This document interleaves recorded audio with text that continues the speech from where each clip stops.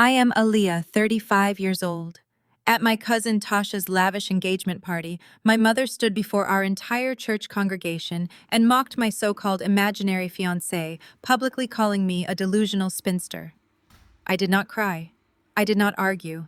I simply checked my Cartier watch and smiled, knowing that in just a few hours, a matte black helicopter would descend on their perfect evening and completely destroy the reality they had built. Before I tell you how I brought my family's house of cards crashing down, let me know where you are watching from in the comments below. Hit like and subscribe if you have ever had to smile through the pain of a toxic family. The Oak Ridge Country Club in Atlanta was the kind of place that demanded a certain pedigree just to pull into the cobblestone driveway. Tonight it was dripping in white roses, draped in imported silk, and glowing under the light of massive crystal chandeliers for my cousin Tasha's engagement party. A live jazz quartet played softly in the corner, their smooth notes floating over the clinking of expensive champagne flutes and the steady hum of wealthy status-obsessed conversations. I stood near a massive swan ice sculpture that was slowly weeping onto the linen tablecloth, perfectly content to blend into the shadows. I wore a simple but impeccably tailored black silk dress.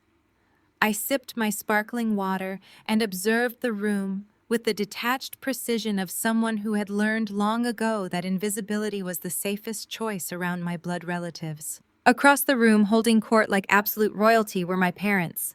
My father, Reverend Calvin, was the charismatic head of a prominent megachurch, a man whose custom-tailored suits and booming laugh commanded total obedience from anyone desperate for his blessing. Beside him was my mother, First Lady Yvette. She wore a stunning emerald green gown that likely cost more than the catering deposit for this entire event. Her hair was perfectly coiffed, her posture rigid, and her smile was practiced blinding and entirely devoid of warmth. She thrived in these environments. To Yvette, social gatherings were never about connection or celebrating family milestones. They were strategic battlegrounds for supremacy, a place to remind everyone exactly where they stood in the Atlanta social hierarchy.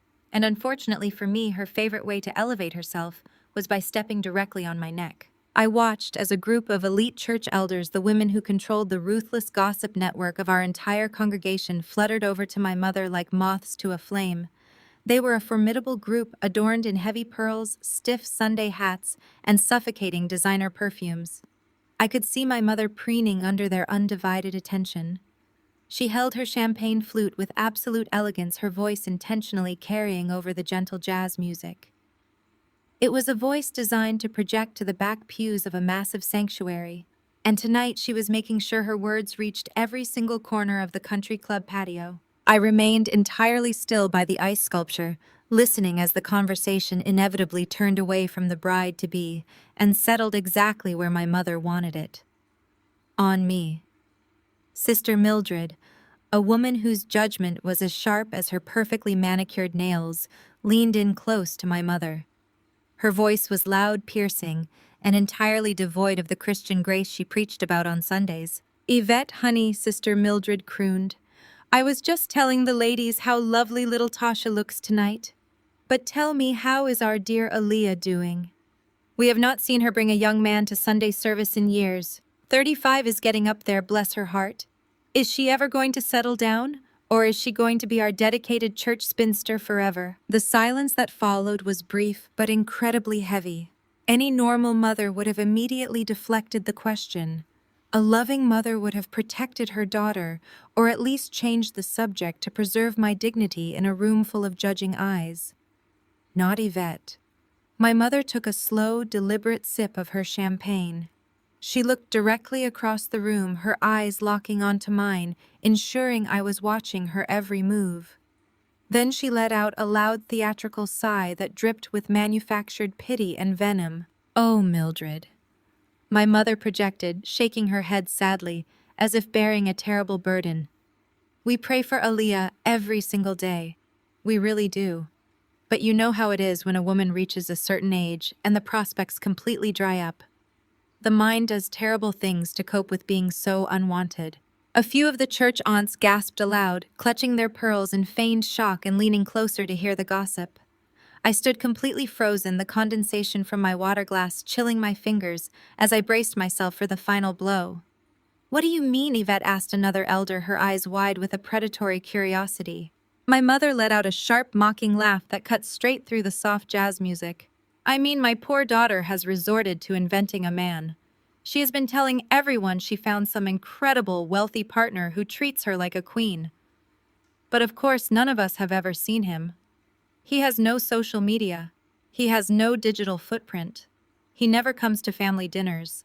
She has concocted a delusional imaginary fiancé just to survive the humiliation of watching her younger, prettier relatives get married before her. It absolutely breaks my heart to see her living in such a pathetic fantasy world." Cruel, raucous laughter erupted around the circle. It was not polite, subdued laughter. It was loud, belly-deep amusement from people who claimed to represent faith, love, and community. They laughed at my expense, fueled and validated by my own mother's vicious narrative.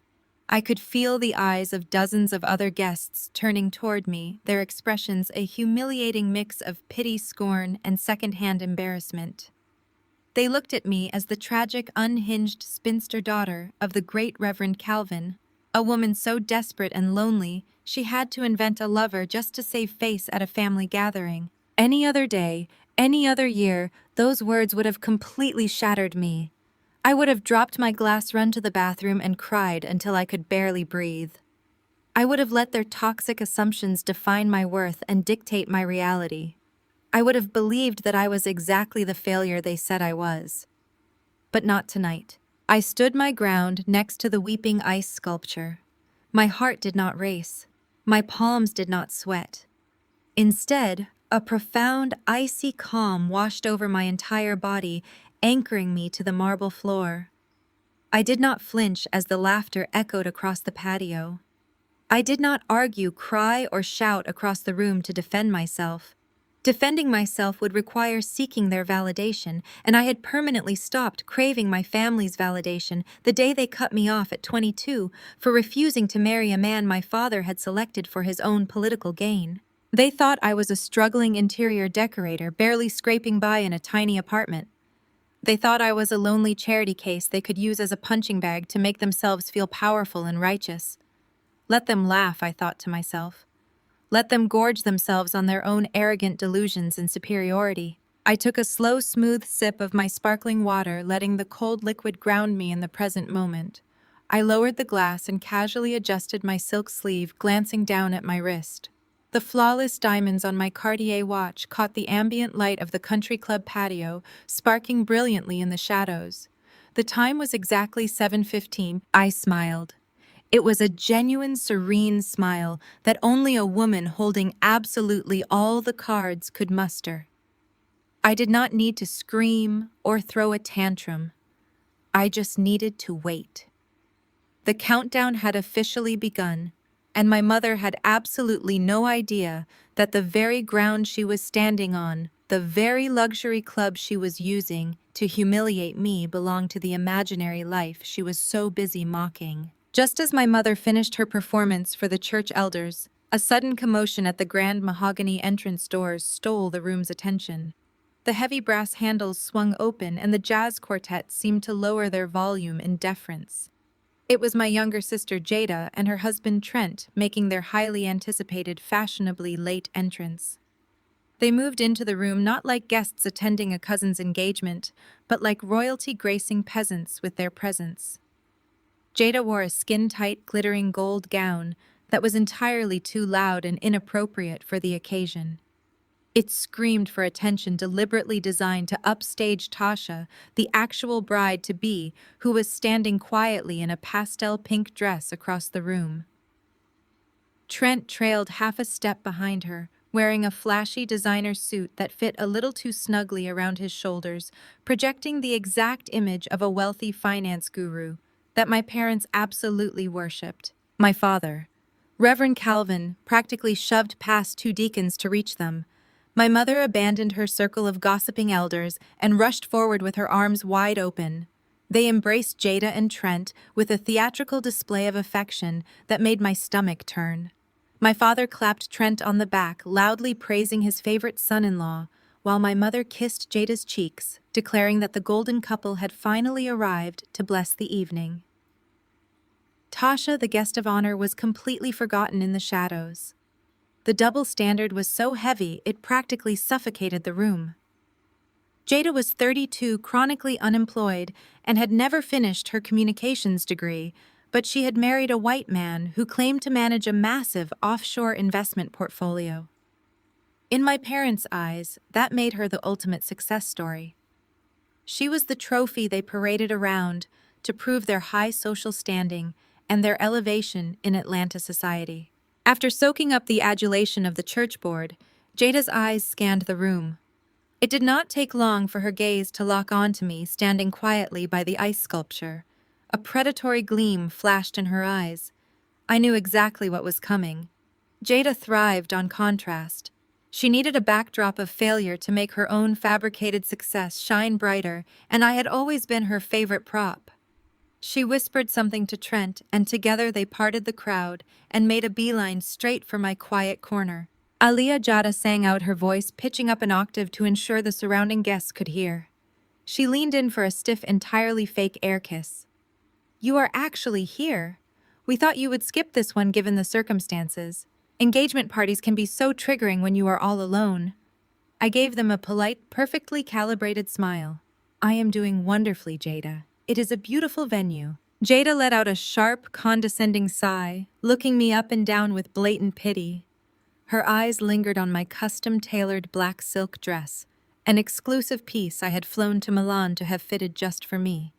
Because it did not have a massive, gaudy designer logo plastered across the chest, Jada immediately assumed it was from a discount rack. "It is a lovely venue," Jada agreed, her tone dripping with faux sympathy.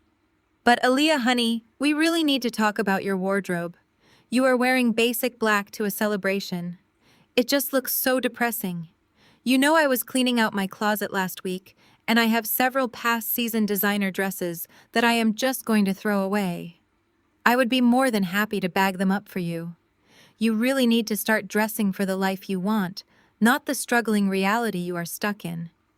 Maybe if you put a little effort into your presentation, you would not have to make up stories about invisible boyfriends." I did not break eye contact. I did not cross my arms defensively. I simply let her words hit the invisible armor I had spent over a decade building. I looked at my sister, taking in the desperation beneath her glittering facade. "That is incredibly generous of you, Jada," I replied, my voice smooth as glass. "I will keep your wardrobe suggestions in mind." Encouraged by my apparent submission, Jada decided to press her advantage. She reached up to brush a stray lock of hair behind her ear, a wildly exaggerated movement, designed solely to showcase her wrist. A thick, chunky tennis bracelet caught the light of the chandeliers. "Trent just surprised me with this for our anniversary," Jada boasted, her voice ringing out so the nearby church elders could hear. 5 carats. He really spoils me. But that is what happens when you marry a man who actually exists and knows how to build real wealth. Mom and Dad prayed for me to find a provider, and the Lord truly delivered. I am just so blessed to have a husband who takes care of everything, so I never have to worry about money. I looked down at the bracelet. To the untrained eye of the church congregation, it was a dazzling display of immense wealth. But I did not have an untrained eye. I spent my days negotiating with international tycoons, closing 9-figure commercial real estate deals, and curating luxury hospitality experiences for the top 1%. I knew what real wealth looked like. I knew the exact weight, clarity, and setting of genuine diamonds. Jada's bracelet was an undeniable, glaring fake. The stones were cubic zirconia cut entirely wrong for a high-end piece, and the setting was cheap rhodium-plated brass, not platinum. The clasp was flimsy, lacking the double safety latch required for actual luxury jewelry. It was a mall kiosk replica masquerading as a mastercraft piece. The profound irony of the moment almost made me laugh. Here was the golden child draped in cheap imitations, publicly pitying my lack of a provider, while her white savior husband stood beside her, projecting a billionaire lifestyle built entirely on smoke and mirrors. She was standing on marble floors that my real estate portfolio owned, mocking my wealth, while flashing a piece of glass that probably cost less than my daily coffee order. I looked back up at Jada, my expression a mask of pure, serene politeness. It is a very striking piece, Jada, I said evenly. It certainly matches your entire aesthetic perfectly. Trent must have gone to great lengths to find something so fitting. Jada beamed, completely missing the underlying truth of my statement. He always insists on the best for me, she bragged, leaning into Trent's side. You really need to pray on it, Aaliyah. Maybe if you humble yourself, God will send you someone who can take you out of that tiny apartment and give you a taste of the good life. Until then, seriously, let me send you those dresses. I hate seeing my own flesh and blood looking like a charity case. I took another slow sip of my water. You are too kind, I murmured. My detachment seemed to unnerve her slightly. Jada thrived on my pain. She wanted to see my shoulders slump, to see tears prick my eyes, to feel the rush of superiority that came from breaking my spirit. When she received nothing but a calm, unbothered smile, she scoffed, rolling her eyes as if my composure was just another symptom of my pathetic denial. She turned her back to me, linking her arm through Trent's, and guided him back toward my parents to continue soaking up the adulation of the crowd. I stood alone again by the ice sculpture, the cold air radiating against my skin. I did not feel humiliated or angry. I just felt a deep, clinical anticipation. Let her flaunt her fake diamonds. Let her bask in her fabricated blessings. The higher they climbed on their pedestal of lies, the more devastating the impact would be when gravity finally took over. I left the weeping ice sculpture behind and made my way toward the lavish spread of appetizers displayed on a long mahogany table. I needed something to occupy my hands and provide a physical barrier between myself and the suffocating atmosphere of the room. The catering staff, dressed in crisp white jackets, hovered nearby, offering silver platters of crab cakes, smoked salmon, and caviar. I reached for a simple stuffed mushroom when a shadow fell across the table, blocking the warm ambient light of the crystal chandeliers overhead. It was Trent. He had detached himself from my father and the circle of fawning church deacons who had been hanging on his every word. In my parents' eyes, Trent was the ultimate prize, the wealthy finance brother who had miraculously elevated their bloodline by marrying Jada. He stood entirely too close, invading my personal space with the aggressive, unearned confidence of a man who assumed every room belonged to him by divine right. He smelled strongly of cheap cologne, masking expensive bourbon, a sharp contrast to the sophisticated floral arrangements filling the country club. Trent swirled the amber liquid in his rocks glass, giving me a patronizing smile that did not quite reach his cold, calculating eyes. He made sure to pitch his voice loud enough to ensure the nearby deacons could overhear his benevolent interaction with the family disappointment. "Hiding out by the food, Aaliyah?" he asked, shaking his head with a mock sigh. "Come on, you have to network at events like this. It is all about who you know, especially when you are trying to get a small business off the ground. You cannot just stand in the corner waiting for success to find you." I placed my small plate on the linen-draped table and gave him my full undivided attention. My eyes quickly scanned his presentation. I noticed the slight fraying on the cuffs of his allegedly custom suit, the scuff marks on his dress shoes, and the way his eyes darted around the room, constantly checking who was watching him. He wore a chunky, ostentatious watch that was meant to project unimaginable wealth, but I could spot a secondary market replica from a mile away. A genuinely wealthy man never needed an audience to validate his existence. Trent lived and breathed for one. "I appreciate the advice, Trent," I replied evenly, keeping my tone perfectly flat. "I am doing just fine tonight." He let out a loud, patronizing chuckle, shifting his weight, as if I were a naive child who simply did not understand how the real world operated. "Sure you are," he said smoothly. "But listen, Jada and I were talking on the ride over. We are really worried about you. How is that little interior decorating hustle of yours going anyway? Still picking out throw pillows and paint swatches for middle-class living rooms?" The urge to laugh was almost overpowering.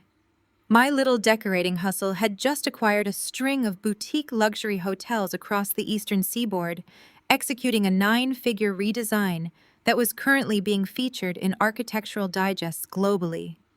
I had a team of 50 elite designers working under me. but giving him that information would ruin the trap I had meticulously set. "I am keeping busy," I offered, providing a vague, polite response. "Business is steady." Trent took a step closer, adopting a conspiratorial tone that reeked of a deeply ingrained superiority complex. "Steady does not build wealth, Aaliyah. You need to scale. You need hard assets. You see the problem with people from your background, and I mean absolutely no offense by this, is a severe lack of financial literacy. You all focus on the grind, the day-to-day hustle, instead of making your capital work for you. You need to leverage debt. You need offshore diversification." I caught the subtle, culturally insensitive jab masked as financial mentorship. People from my background. He was speaking to a black woman in a room full of highly educated, affluent black professionals. Yet he still positioned himself as the great white savior, descending from the mountaintop of high finance to educate the ignorant masses. The deacons standing a few feet away were actually nodding in agreement, completely blinded by his proximity to whiteness and the grand illusion of his massive wealth. My parents had paved the way for this blatant disrespect, practically handing him a microphone to critique my life. In fact, Trent continued, puffing out his chest and gesturing expansively with his glass. "I am expanding my real estate portfolio right now. I just bought up a block of low-income rental properties on the south side of the city. They are gutted total dumps, but I am flipping them for a massive margin. I could throw you a pity contract, let you pick out the cheap linoleum, slap some beige paint on the walls, and maybe stage them for rent. It will not pay much, but it will give you some consistent cash flow. Maybe it will help you move out of that tiny apartment Jada keeps crying about. Consider it a family favor." I stared at him, dissecting every word, every micro-expression, and every drop of sweat forming on his brow. I knew exactly who owned the commercial and residential rental properties on the south side, and it was certainly not Trent. His entire financial vocabulary was a sloppy regurgitation of podcast jargon and cheap seminar buzzwords. He threw around terms like offshore diversification and leveraged debt to dazzle my father and the church elders, who were eager to believe they had secured a billionaire son-in-law. But to someone who actually navigated the shark-infested waters of global venture capital and private equity on a daily basis, Trent sounded exactly like what he was: a desperate, drowning grifter running a scam. "That is quite an offer, Trent," I said, my voice smooth and entirely unbothered. "Flipping rental properties sounds like a very aggressive strategy in this current economic climate. Are you absolutely sure you have the liquidity to manage such a massive overhead right now? I know the housing market can be quite volatile for new investors trying to scale too fast." His jaw tightened instantly. The confident savior facade slipped for a fraction of a second, revealing a flash of sheer, unadulterated panic before he quickly masked it with a sneer. "Liquidity?" He scoffed loudly, taking a defensive gulp of his bourbon. "Please. My offshore accounts generate more interest in a single morning than your little pillow-fluffing business makes in 5 years. I manage money you cannot even comprehend, Aaliyah. I am just trying to throw you a bone because Jada feels sorry for you and your parents are embarrassed by your lack of progress. Do not insult me by questioning my investments." I offered him a serene, accommodating smile, absorbing his hostility without letting it penetrate my calm exterior. "I apologize, Trent. I certainly did not mean to question your profound financial genius. However, I will have to decline your generous offer. My schedule is completely booked right now, and I would hate to delay your very important renovations with my limited availability. But I am sure you will easily find exactly the kind of cheap labor you are looking for." Trent glared at me, his face flushing a mottled red. He was clearly agitated that his attempt to publicly humiliate me and play the benevolent savior had completely bounced off my composure. He wanted me to grovel. He expected me to thank him profusely while the church deacons watched in awe of his overwhelming generosity. My polite, icy refusal denied him the hit of dopamine and superiority he desperately craved to validate his fake existence. "Suit yourself," he muttered, adjusting his poorly fitted jacket with a sharp, aggressive tug. Just do not come crying to me or Jada when you realize you are pushing 40 and still struggling to pay rent on a dead-end life. Pride does not pay the bills, Aaliyah. He turned on his heel and marched back toward the circle of deacons, immediately launching into a loud, boastful story about a fictional golf game with a hedge fund manager to repair his bruised ego. I watched him walk away, feeling a deep clinical satisfaction settling in my chest. Trent was a walking house of cards, sweating under the immense weight of his own lies. He needed to project wealth so aggressively precisely because he possessed none of it.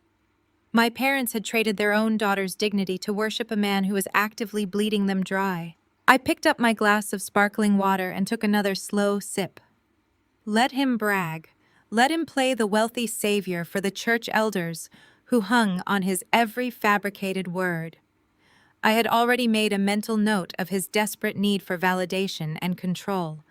His profound arrogance was the exact flaw I had counted on, making his impending catastrophic downfall all the more satisfying to watch unfold. I watched Trent seamlessly blend back into the crowd of adoring church elders, loudly bragging about his fictional golf handicap. A bitter, cynical truth settled over me as I surveyed the opulent ballroom. The cascading white roses, the imported silk drapery, the crystal flutes filled with vintage champagne, and the weeping swan ice sculpture. None of this was paid for by my father's booming church tithes. None of it was funded by Trent's offshore diversification. I was only standing in this room absorbing their public insults and tolerating their disrespect because I had personally bought and paid for every single drop of luxury surrounding us. The true reason for my presence at my cousin Tasha's engagement party was rooted in a desperate, frantic ambush that took place exactly 21 days ago. It was a Sunday afternoon. I was enjoying a quiet moment in my downtown apartment, a minimalist space I kept specifically to maintain the illusion of my modest interior decorating hustle. My parents practically never visited me. To them, my neighborhood lacked the suburban prestige they craved. But that afternoon, the heavy knock on my door signaled an emergency. When I opened it, my father pushed his way inside without an invitation, his pastoral composure entirely absent. My mother followed closely behind, clutching her designer handbag like a life preserver. They did not ask how I was doing. They did not offer a warm greeting. They immediately cornered me in my own kitchen with the breathless panic of people whose social standing was on the verge of total collapse. Tasha's engagement party had ballooned out of control. My father, desperate to project supreme wealth to the congregation, and the Atlanta elite had promised to sponsor the entire event at the Oak Ridge Country Club. But the club management, who secretly reported directly to my holding company, had demanded the standard $50,000 deposit for the venue catering and elite floral arrangements to be paid in full before securing the date. My father did not have $50,000 in liquid cash. His church salary was substantial, but my mother's spending habits drained their accounts faster than the collection plates could fill them. That was when they presented their elaborate, humiliating lie. My mother, pacing across my kitchen floor, explained that Trent had generously offered to cover the entire cost of the party. However, according to her, Trent was currently navigating a highly confidential billion-dollar corporate acquisition.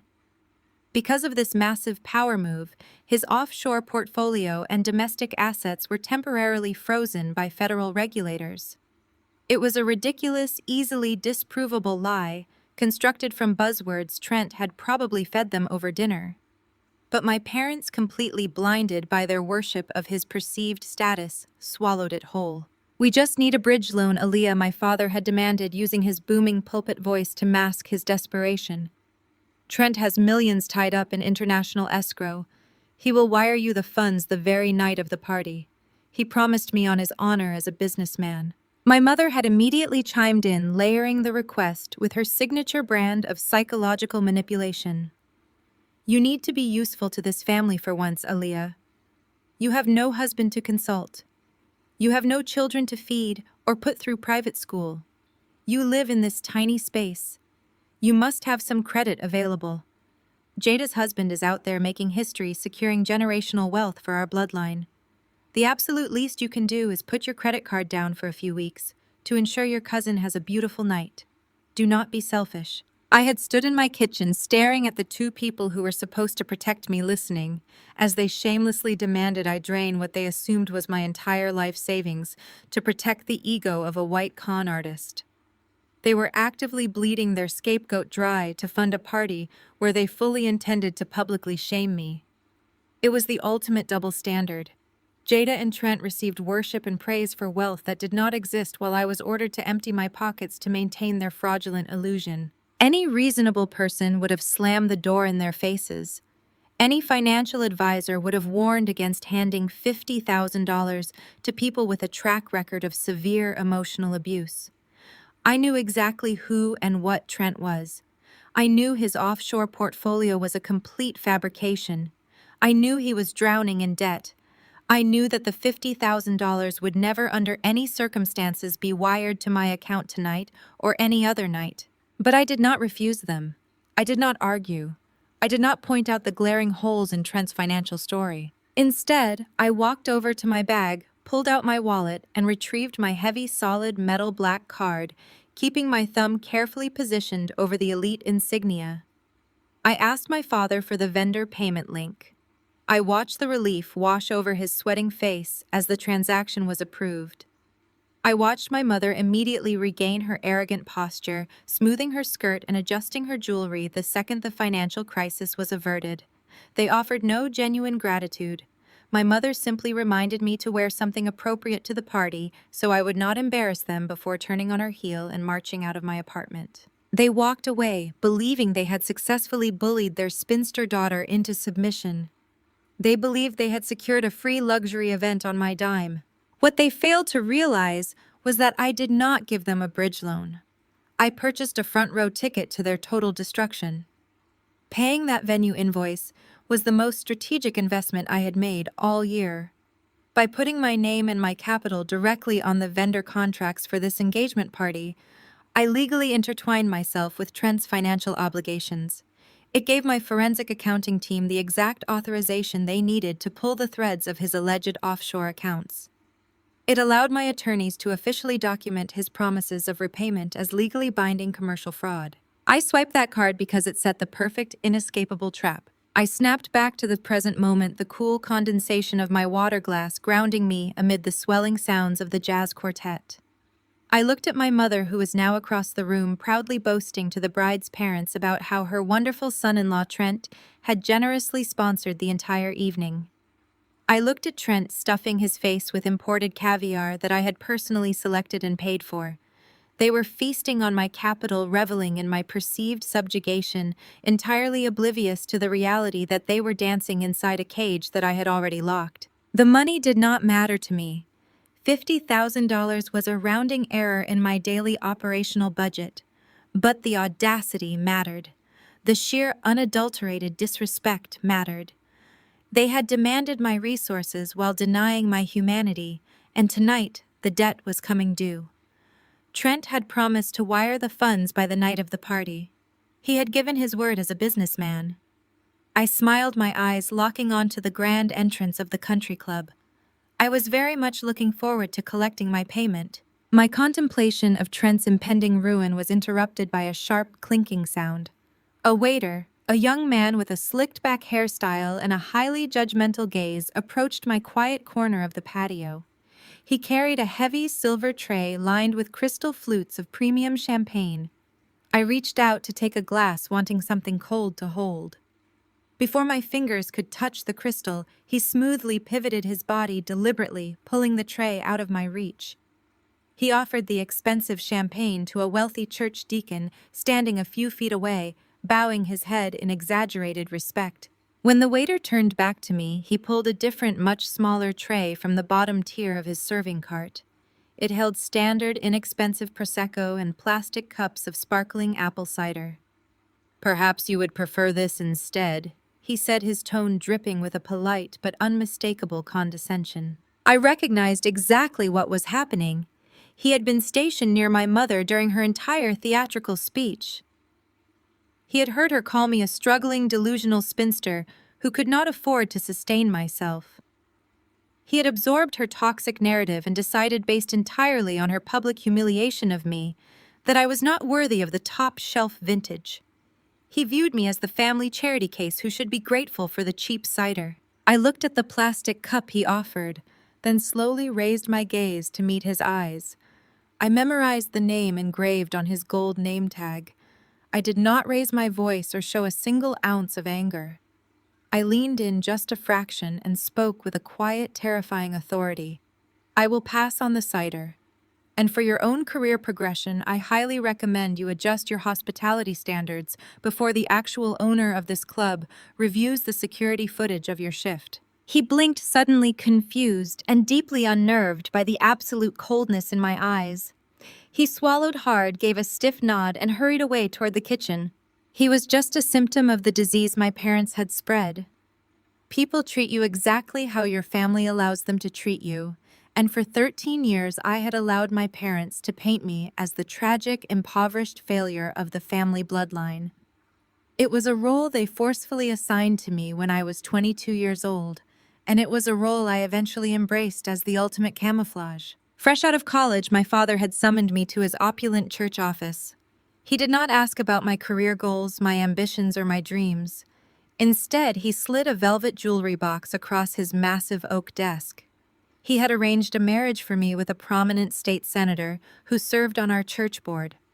The man was 30 years older than me, a known philanderer with a terrible reputation, but he possessed the exact political influence my father needed to secure a highly contested zoning permit for his new megachurch campus.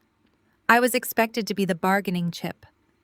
I was supposed to sacrifice my entire future to elevate my father's pastoral prestige. When I looked my father in the eye and refused the arrangement, the punishment was absolute and biblical in its cruelty.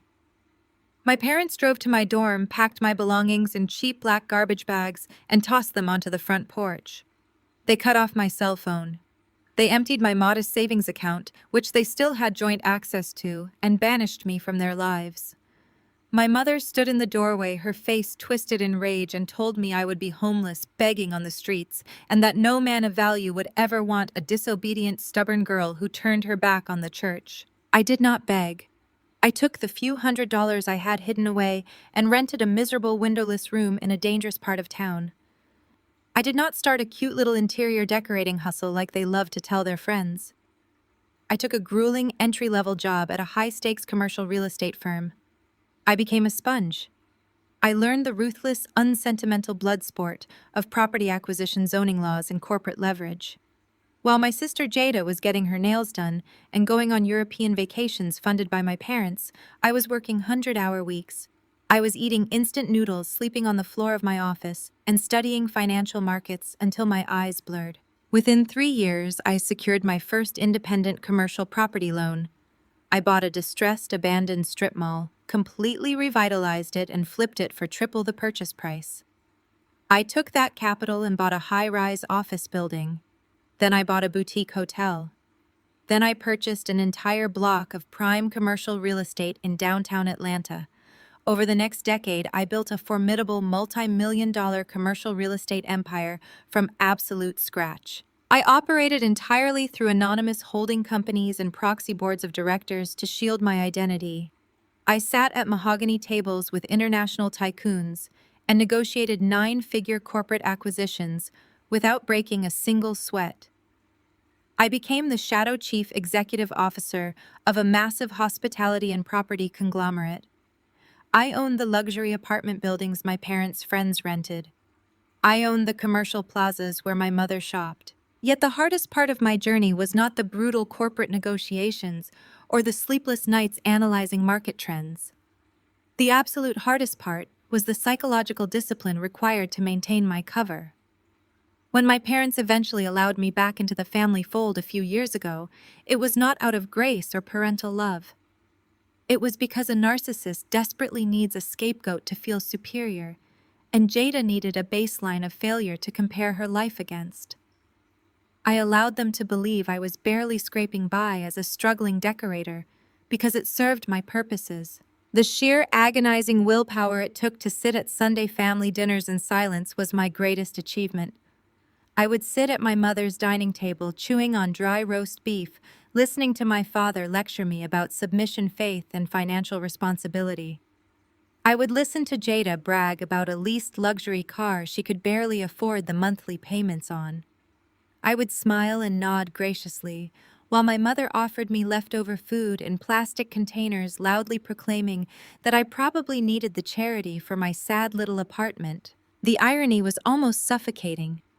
I would sit in their house and absorb their verbal abuse, knowing with absolute mathematical certainty that I possessed more liquid capital in a single secondary checking account than my father's entire megachurch generated in a decade of passing the collection plate. I could have bought his massive church building, demolished it, and turned the holy ground into a commercial parking lot without making a single dent in my net worth. But I stayed completely silent. I kept my wealth hidden because I understood the brutal reality of our family dynamic. The exact moment my parents discovered I had unimaginable wealth, their narrative would instantly change. I would no longer be the disgraced spinster. I would immediately become their personal bank. My father would demand millions in donations to fund his lavish church expansions, masking his greed behind religious obligation and spiritual guilt. My mother would demand luxury vacations, designer wardrobes, and a massive lifestyle upgrade, claiming she deserved it for bringing me into this world. Jada would expect me to fund her entire existence, demanding free houses and endless allowances simply because we shared a bloodline. They would bleed me dry with a righteous smile on their faces, weaponizing the word family to execute the ultimate financial extortion. They were already doing it to Trent, blinding themselves to his grift because they were so desperate for proximity to his supposed wealth. If they knew my money was real, they would never leave me in peace. By playing the role of the struggling failure, I protected my empire. I protected my hard-earned peace. The psychological endurance required to let them mock me was my ultimate shield. I watched the snobby waiter disappear into the kitchen, carrying his tray of cheap cider. The discipline to remain quiet had always been my greatest asset, but as I checked the time on my diamond watch once more, I knew the necessity for silence was rapidly coming to an end. The jazz quartet transitioned into a smooth, upbeat tempo, attempting to elevate the energy in a room heavy with pretension and forced laughter. As I watched the snobby waiter disappear through the swinging kitchen doors, a much more distinguished figure approached my secluded corner of the patio. It was Arthur Sterling, the general manager of the Oak Ridge Country Club. He was a silver-haired man with impeccable posture, decades of high-end hospitality experience, and a profound understanding of discretion. He carried a small clipboard tucked under his arm, moving through the crowd of church elders with the effortless grace of a ghost. To the casual observer, Sterling was simply performing his rounds, ensuring the engagement party was proceeding without a hitch. My parents certainly viewed him as just another piece of the hired help, someone to snap their fingers at when their glasses were empty. They had absolutely no idea that Arthur Sterling reported directly to me. Sterling stopped a few feet away, maintaining a respectful professional distance so as not to draw unwanted attention from my family.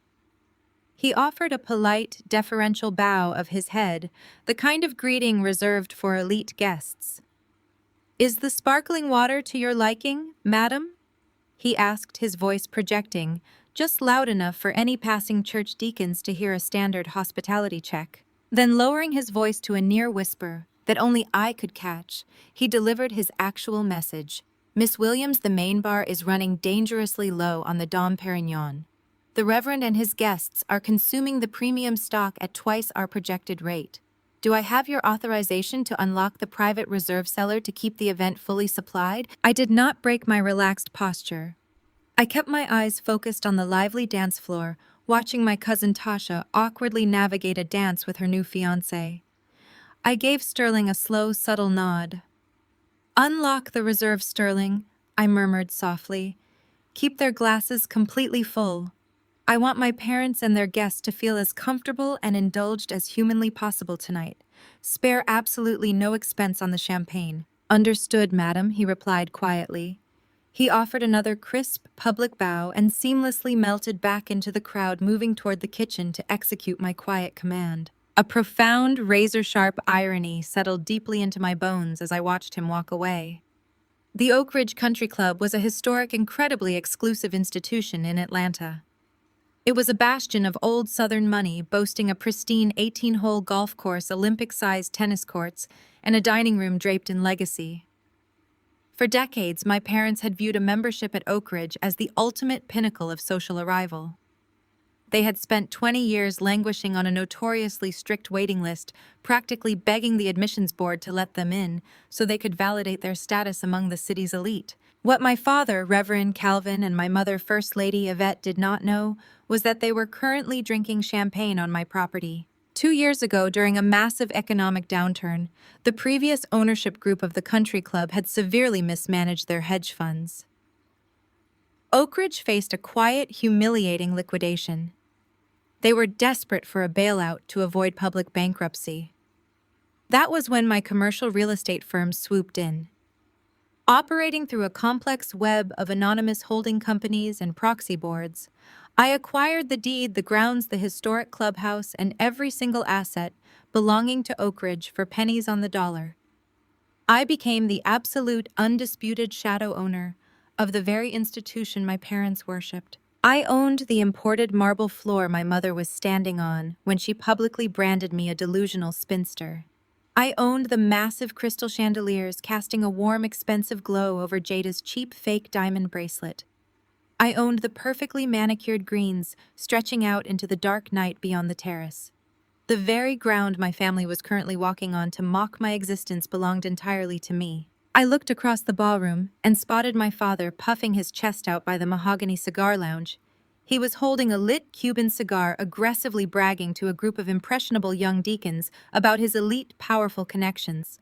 He had spent the last 3 weeks boasting to the entire congregation about how he personally secured this ultra-exclusive venue for Tasha's engagement party.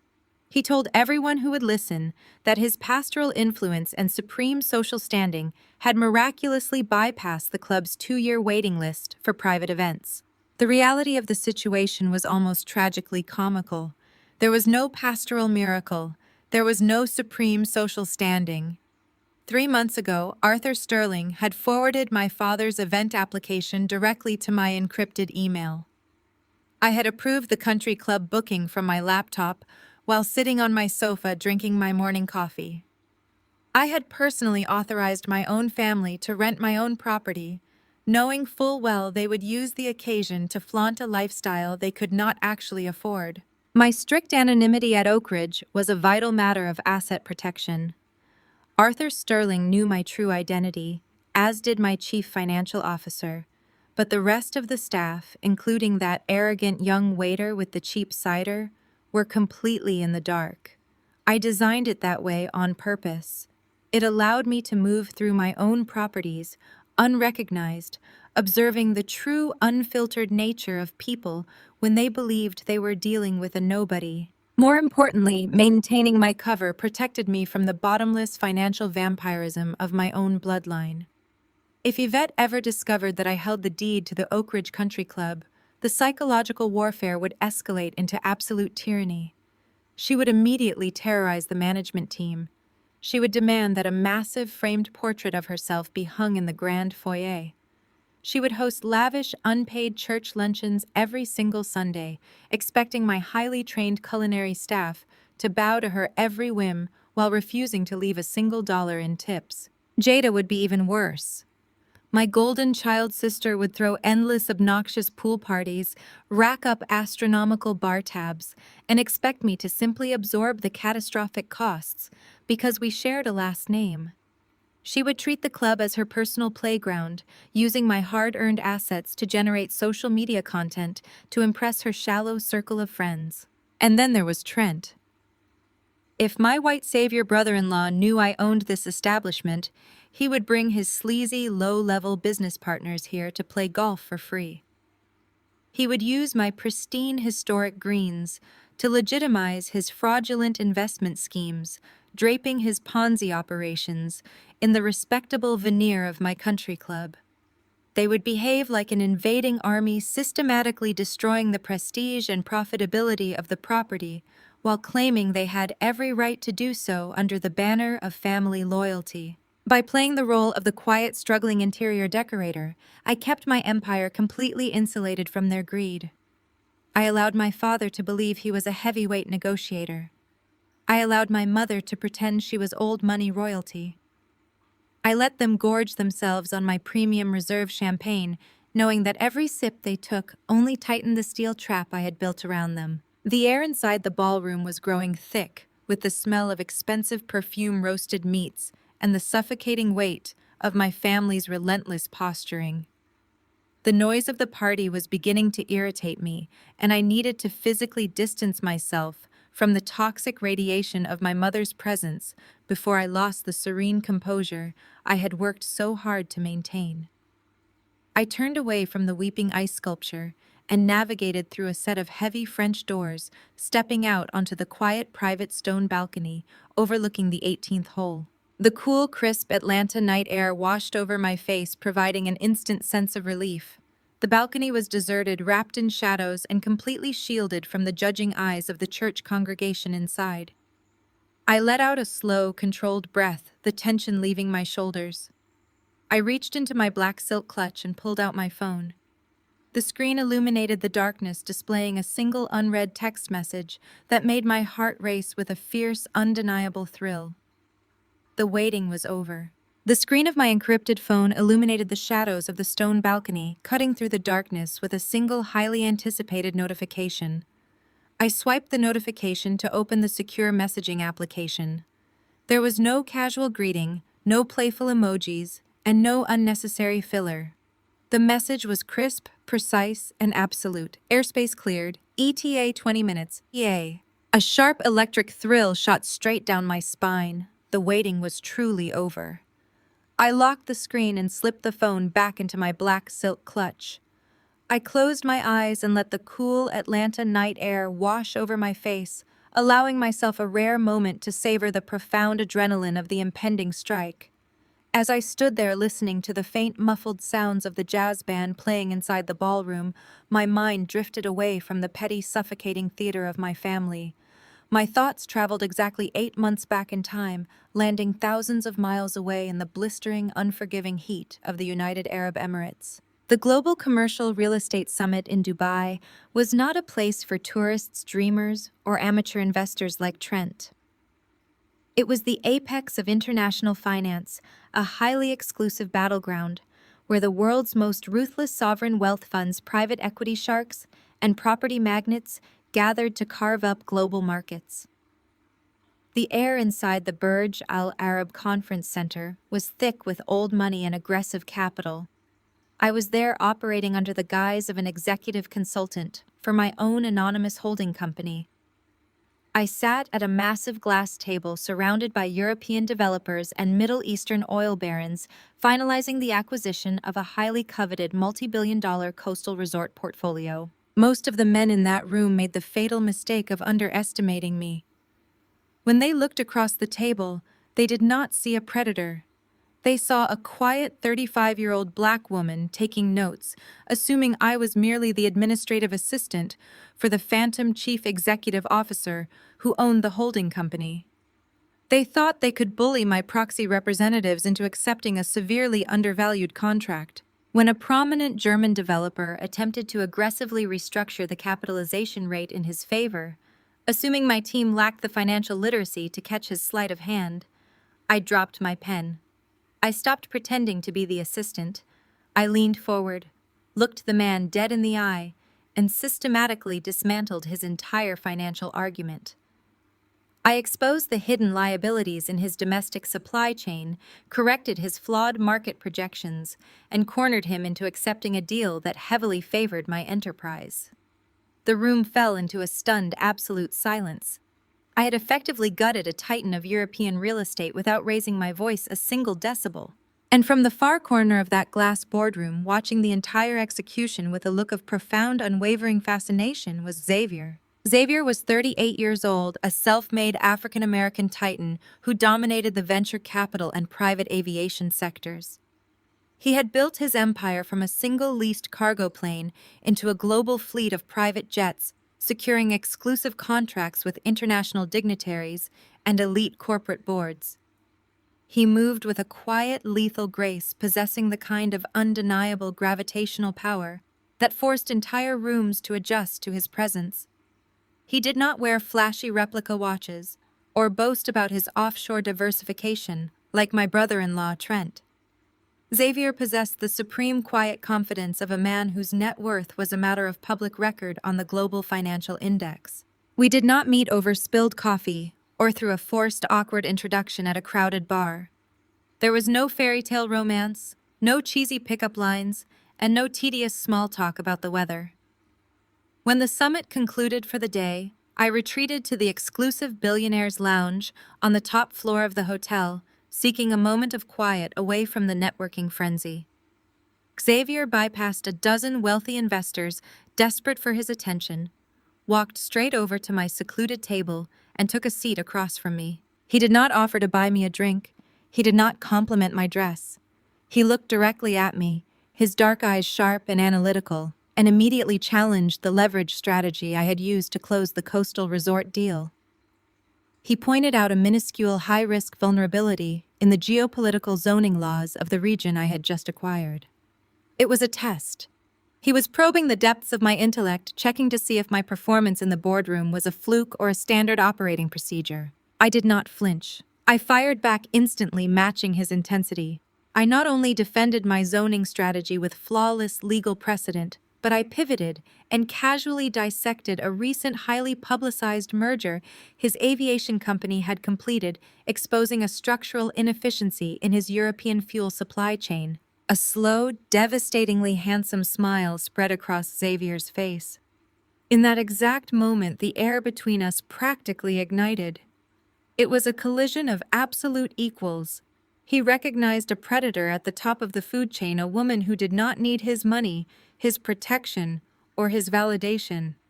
And I recognized a man who was not intimidated by my brilliance, but entirely captivated by it. Our partnership was forged in the fires of mutual respect and unyielding ambition. We spent the next 4 days in Dubai, inseparable, not touring the city like tourists, but sitting in luxury penthouses, dissecting global market trends over black coffee and reviewing term sheets. We recognized the exact same relentless, terrifying drive in each other. We understood the heavy, isolating burden of carrying an empire on our shoulders. With Xavier, I did not have to shrink myself. I did not have to dim my light or pretend to be a struggling, helpless decorator to make him feel like a man. I could be the apex predator I truly was, and he matched my energy flawlessly. When I finally told him the truth about my toxic family, the disguise I wore in Atlanta, and the psychological warfare my parents waged against me, Xavier did not offer me cheap pity. He did not tell me to forgive and forget for the sake of familial peace. He understood the strategic brilliance of my camouflage. He respected the sheer discipline required to sit in silence while lesser people mocked my existence. He looked at me with a fierce, protective loyalty and promised that whenever I was ready to drop the mask and burn their illusion to the ground, he would personally hand me the match. Xavier and I did not have a conventional relationship because we were not conventional people. We bypassed the mundane rituals of traditional dating. We flew to Tokyo to close acquisitions together. We negotiated corporate buyouts over dinner in Ginza. We built a fortress of absolute trust, shielding our relationship from the parasitic nature of the world. He was my sanctuary, the only place on earth where I could completely lower my guard. Now standing on the balcony of the Oak Ridge Country Club, I looked out over the pristine moonlit golf course. The cool wind picked up rustling the leaves of the manicured oak trees. 20 minutes. In exactly 20 minutes, the man who had seen me conquer international boardrooms was going to descend upon this pathetic, petty little gathering. I turned away from the railing and smoothed the silk of my black dress. I had given my family every possible opportunity to show me a shred of basic human decency. Tonight, they had made their final choice. They had chosen to mock me, to extort me, and to use my very existence as a footstool for their own grotesque vanity. I pushed open the heavy French doors and stepped back into the suffocating warmth of the ballroom. The jazz music swelled, the crystal glasses clinked, and my mother's harsh theatrical laughter echoed across the room. I walked back toward the main dining area, ready to take my assigned seat in the shadows for the very last time. I took my seat at the far end of the grand dining table, precisely where I had been assigned.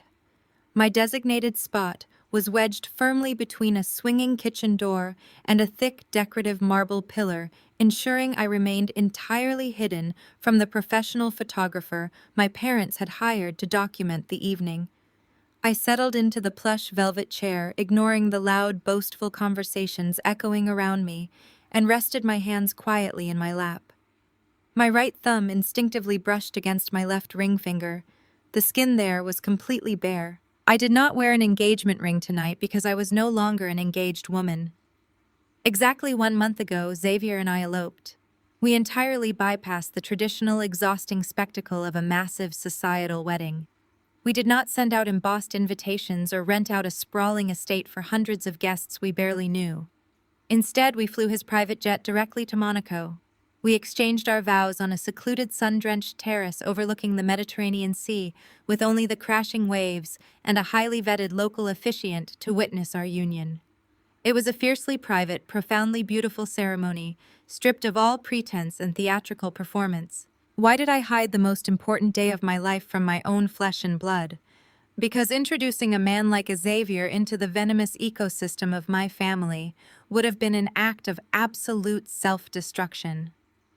My parents do not view marriage as a sacred spiritual union. They view it as a corporate merger, a calculated financial extraction event, designed to elevate their social standing. If my father, the great Reverend Calvin, had discovered I was marrying a venture capitalist with a net worth bordering on the astronomical, his pastoral greed would have ignited with terrifying speed. He would have bypassed me, entirely cornering Xavier in his extravagant church office to aggressively pressure him for massive tax-deductible church donations. My father would have demanded a brand new sanctuary wing funded entirely by his new son-in-law, masking his blatant financial extortion behind the guise of a spiritual blessing. He would have paraded Xavier in front of the congregation, milking his wealth to cement his own legacy. And then there was Jada. My golden child sister possessed a pathological inability to allow me a single moment of genuine happiness without hijacking the spotlight. If I had announced a formal wedding, Jada would have made it her absolute personal mission to sabotage the entire affair. She would have shown up wearing a white designer gown. She would have demanded that her fraudulent husband Trent be given a prominent speaking role during the reception. She would have thrown dramatic, breathless tantrums about how my wedding was somehow overshadowing her own fabricated marital bliss. I refused to let them contaminate my joy. I refused to let my mother loudly critique my choice of dress, or let my father turn my sacred vows into a tacky fundraising opportunity. Monaco was ours. It was pristine, completely untouched by their relentless toxicity. I had made the calculated mistake of testing the waters just once. About 2 months after I returned from the Dubai summit, my mother called me to demand I contribute thousands of dollars to a lavish anniversary gift for Jada and Trent. During that brief, suffocating phone call, I declined her demand and casually mentioned that I would not be attending their upcoming anniversary dinner because I had plans with a man I was seeing. I told her his name was Xavier, and that he was an incredible, highly successful partner who treated me exceptionally well. I kept the details extremely vague, purposely omitting his last name, his corporate acquisitions, and his billionaire status. My mother, fueled by her desperate obsessive need to monitor and control my failures, immediately launched a full-scale digital investigation. She enlisted Jada, and together they scoured every possible corner of the internet. They searched Instagram, Facebook, and LinkedIn. They combed through public records, social registers, and business directories. But they found absolutely nothing. They found nothing because men who operate at Xavier's level of extreme global wealth do not possess public social media profiles.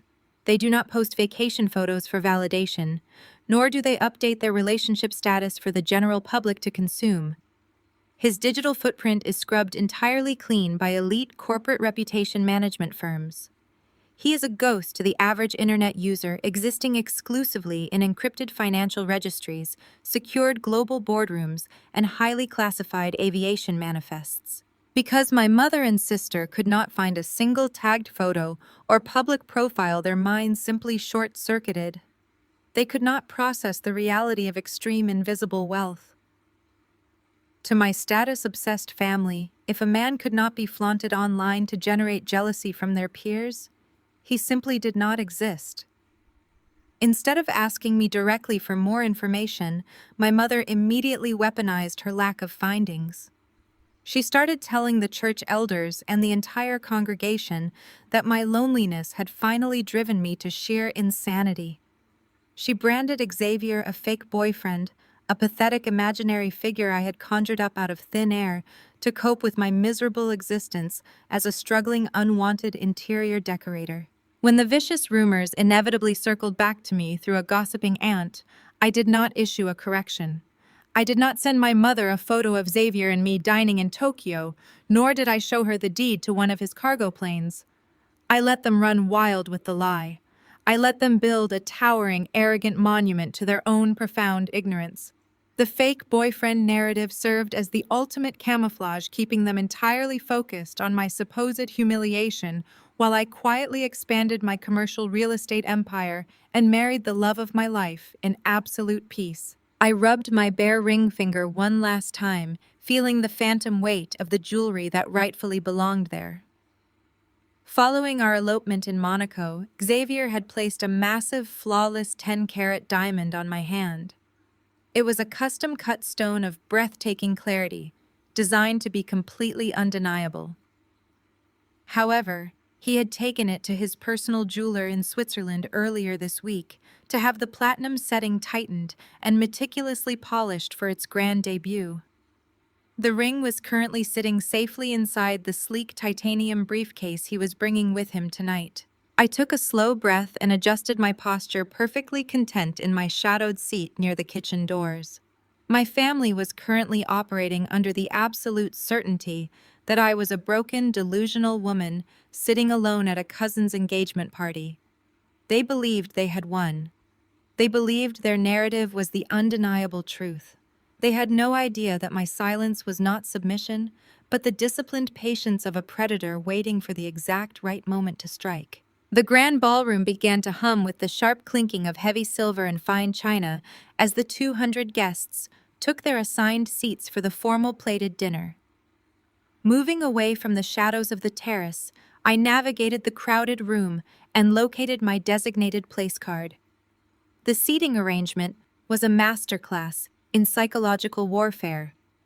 Positioned at the extreme edge of the sprawling head table, my chair was practically wedged against the swinging wooden doors of the main kitchen.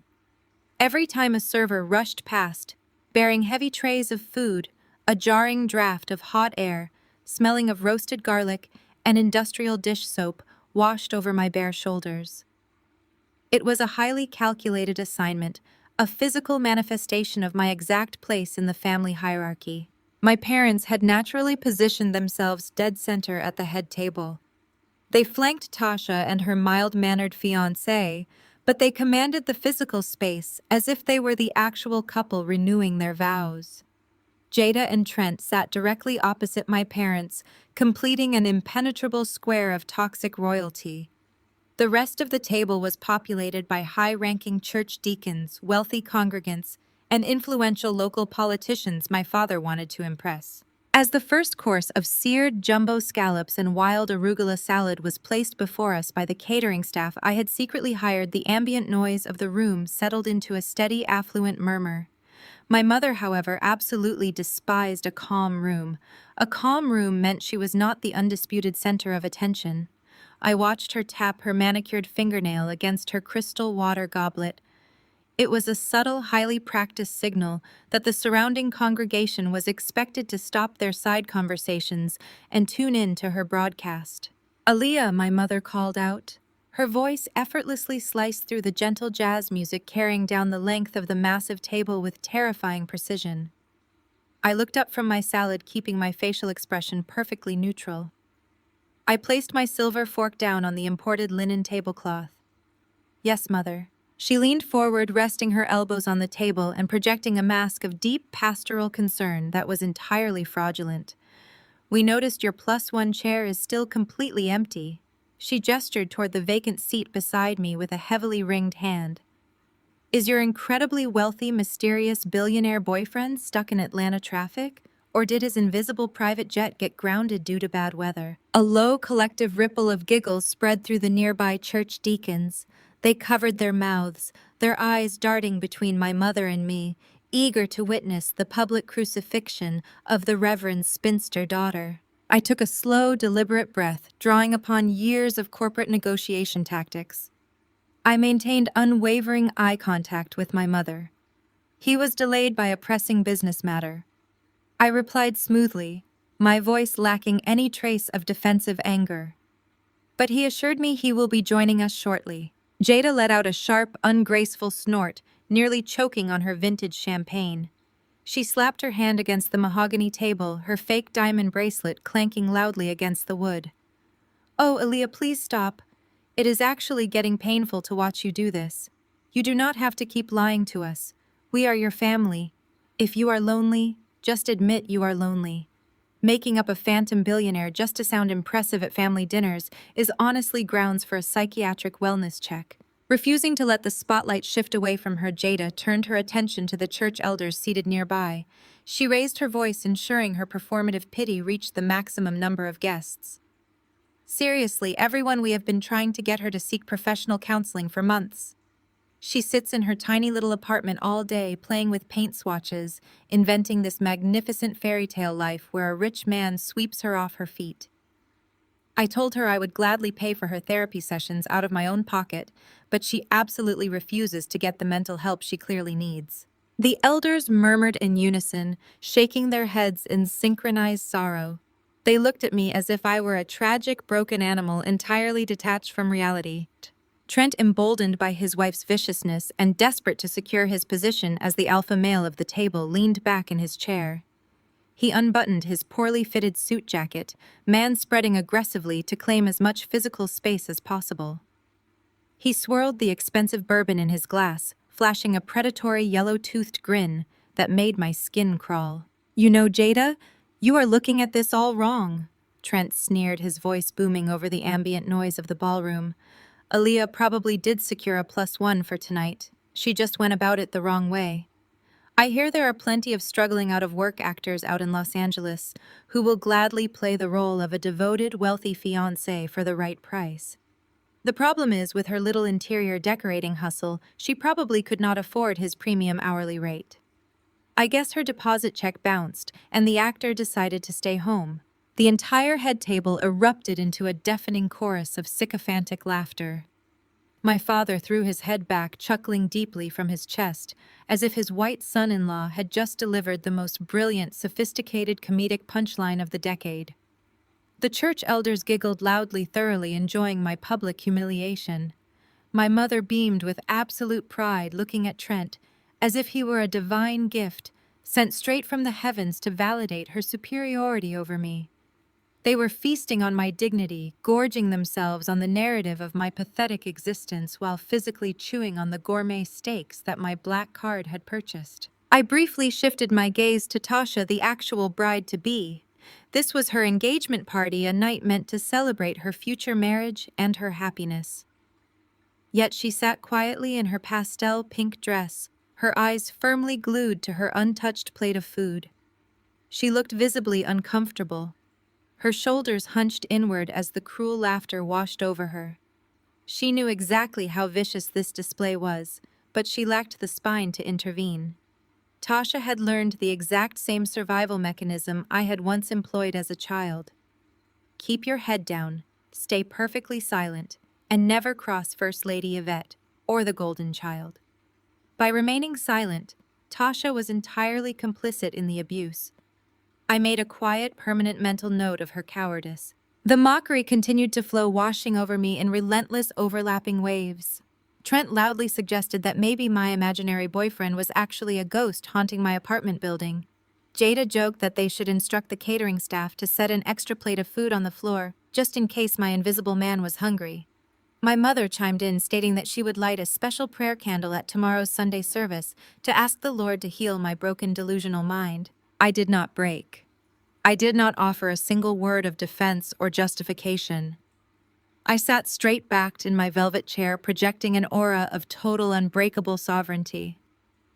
I picked up my silver fork and calmly continued eating my meal, savoring the perfectly seared scallops. Let them gorge themselves on their arrogant ignorance. Let them build their towering monument of disrespect higher and higher into the sky. The higher they built their pedestal of lies, the more devastating the impact would be when I finally kicked out the foundational pillars. I glanced at my Cartier watch one more time. The minute hand ticked forward with a quiet, beautiful precision. I took a slow sip of my sparkling water, my eyes locking onto the massive glass windows that overlooked the pristine 18th hole of my country club. The laughter at the table reached a fever pitch, entirely drowning out the subtle, distant thumping sound that was just beginning to vibrate through the cool evening air. The distant rhythmic thumping in the night air was still far too faint for the oblivious guests to register over the clatter of clearing plates.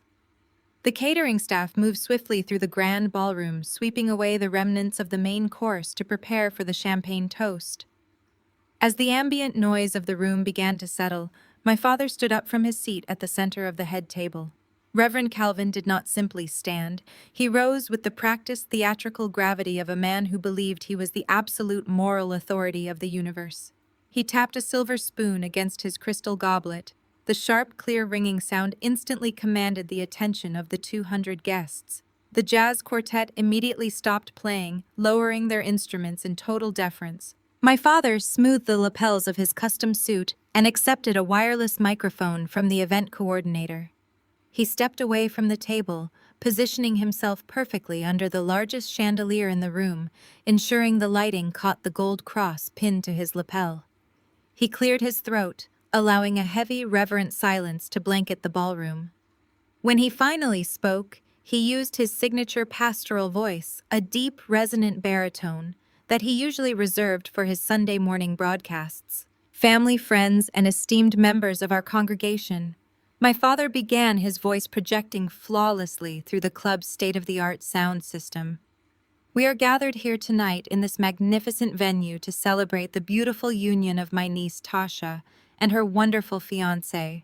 Marriage is the ultimate foundation of our community. It is the holy covenant that elevates a woman, giving her purpose, protection, and a rightful place in society. Tasha, my dear, you have honored your family. You have walked a righteous path, and you are being rewarded with a provider who will shield you from the harshness of this world. A warm round of applause rippled through the ballroom. Tasha blushed and looked down at her hands, offering a timid smile. My father waited for the applause to die down completely before his expression shifted. The warm, benevolent uncle vanished, replaced instantly by the severe, judgment-driven patriarch. He lowered the microphone slightly, letting out a heavy, sorrowful sigh that echoed through the speakers. But as we celebrate this joyous milestone, my father continued, his tone dropping into a somber, mournful cadence. My heart grows incredibly heavy as a father, because while one young woman in our family steps into the glorious light of matrimony, another continues to wander aimlessly in the darkest, most isolated wilderness. The entire ballroom went dead silent. 200 pairs of eyes shifted simultaneously, following the direct, unwavering line of my father's gaze, right down to my seat near the kitchen doors. I did not blink. I kept my hands folded neatly in my lap, staring right back at him with a mask of impenetrable stone. It is the duty of a spiritual leader to shine a light on the truth, even when that truth brings us profound shame, my father announced, gripping the microphone tightly. It is a tragedy to witness a woman reach the age of 35 without securing a husband, without producing children, and without building any meaningful legacy. We have watched my eldest daughter Aaliyah struggle for years with a profoundly lonely spirit. We have watched her isolate herself in a tiny apartment, clinging to a dead-end decorating job, refusing to humble herself before God or her family. A collective murmur of pity swept through the crowd. I could see the church elders nodding solemnly, their faces twisted into masks of fake compassion, while their eyes devoured the drama. My father raised his free hand toward the vaulted ceiling, closing his eyes in a display of supreme theatrical piety. I ask everyone in this room right now to bow your heads. Please bow your heads and join me in a prayer of intercession for my daughter. The sheer audacity of the moment was breathtaking. He was turning my cousin's engagement party into a public exorcism of my character. All around me, the elite members of Atlanta society, the wealthy politicians, and the church deacons bowed their heads, closing their eyes to participate in my public humiliation. I was the only person in the entire ballroom who kept my eyes wide open, watching every single detail unfold. Lord, we come before you tonight asking for your divine mercy upon Aaliyah. My father projected his voice, rising in an aggressive preaching rhythm. We ask that you heal her deeply broken, lonely spirit. We know that the pain of being unwanted and passed over has driven her mind into a dark place. Lord, we ask that you strip away the tragic fantasies of a partner that does not exist. We ask that you cast out the imaginary fiancé she has fabricated to hide her immense shame from the world. Across the table, Jada let out a loud, highly exaggerated sigh of agreement, bowing her head while discreetly filming the entire prayer on her phone under the table. Trent sat beside her with a smug, self-satisfied smirk plastered across his face, clearly enjoying the spectacle of my destruction. My mother, Yvette, pressed a lace handkerchief to her dry eyes, playing the role of the heartbroken matriarch to absolute perfection. Father, we pray that you deliver Aaliyah from these pathetic delusions. My father thundered, pacing back and forth under the chandelier. Break her pride, Lord. Shatter the arrogance that keeps her trapped in this fictional reality. Bring her down to her knees so that she might finally accept a humble, lowly path. Strip away her false independence and show her that she is nothing without the protection of a man and the forgiveness of her family. Cleanse her mind of these invisible billionaires and imaginary rescues. Bring her back to reality, no matter how bitter or lonely that reality may be. In your holy name we pray. Amen, the crowd echoed in unison. The synchronized response sounded like a death knell echoing across the room. As the guests raised their heads, the silence that followed was suffocating. Several of the church aunts sniffled loudly, shaking their heads in my direction. They were looking at me not as a human being, but as a cautionary tale, a spectacular failure served up on a silver platter for their entertainment. I remained entirely motionless in my velvet chair. The psychological violence of my father's prayer was designed to completely obliterate my spirit, to make me run screaming from the room in tears, surrendering my dignity to their control. But I did not feel broken. I felt an absolute, terrifying clarity. My father had just used the name of God to publicly curse my existence, weaponizing his faith to extort sympathy for himself while tearing my flesh from my bones. He had cemented his own ruin. I looked at the faces staring at me. I looked at Tasha, who was biting her lip, actively refusing to make eye contact with me. I looked at Trent, who was chuckling quietly and whispering a cruel joke into Jada's ear. I looked at my mother, who lowered her handkerchief to reveal a triumphant, vicious glare. They had laid all their cards on the table. They had shown the absolute worst of their humanity in front of 200 witnesses. I took a slow, deep breath. The air in the room felt thick and stagnant, but right behind my head, a subtle physical sensation began to manifest. The heavy glass pane of the floor-to-ceiling window directly behind my chair gave a minuscule, barely perceptible rattle. It was a faint vibration, a rhythmic pulsing that traveled through the glass and resonated deep within the bones of my shoulders. The ambient noise in the room was too loud for anyone else to feel it, but I recognized it instantly. The massive twin turbine engines of a private helicopter were rapidly displacing the air pressure outside the country club. I offered my father a polite, chillingly vacant smile from across the massive dining table. I did not say a word. I simply picked up my crystal water glass and took another measured sip, my eyes tracking the subtle growing vibrations of the window pane. The public prayer of disrespect had concluded, and the false peace of the ballroom was about to be violently torn apart. The applause following the amen was a sickening wave of validation for my father's cruelty. The jazz quartet hurriedly resumed playing a lively tune, desperately trying to sweep the heavy, awkward tension under a rug of brass and bass. Guests began returning to their meals, stealing covert, pitying glances in my direction. I had given them the show they wanted. I remained perfectly composed, but the air inside the ballroom was becoming entirely too stale to breathe. I picked up my linen napkin, dabbed the corners of my mouth with deliberate precision, and stood from my seat. I needed a moment of absolute isolation before the final act of this tragedy commenced. I walked away from the kitchen doors, navigating around the perimeter of the room. I pushed open the heavy French doors and stepped back out onto the private stone balcony. The cool night air was a welcome shock to my system. The subtle rhythmic pulsing that had rattled the window pane earlier was now a distinct heavy thrumming in the atmosphere. The vibrations were intensifying, creeping up through the soles of my shoes, yet the oblivious crowd inside continued their noisy celebration, completely blind to the storm gathering right above their heads. I walked to the edge of the stone railing, looking out over the darkened golf course. I had exactly 3 minutes of peace before the doors behind me swung open with a violent, aggressive shove. I did not need to turn around to know who it was. The sharp scent of cheap cologne and the clanking of a fake diamond bracelet announced their arrival perfectly.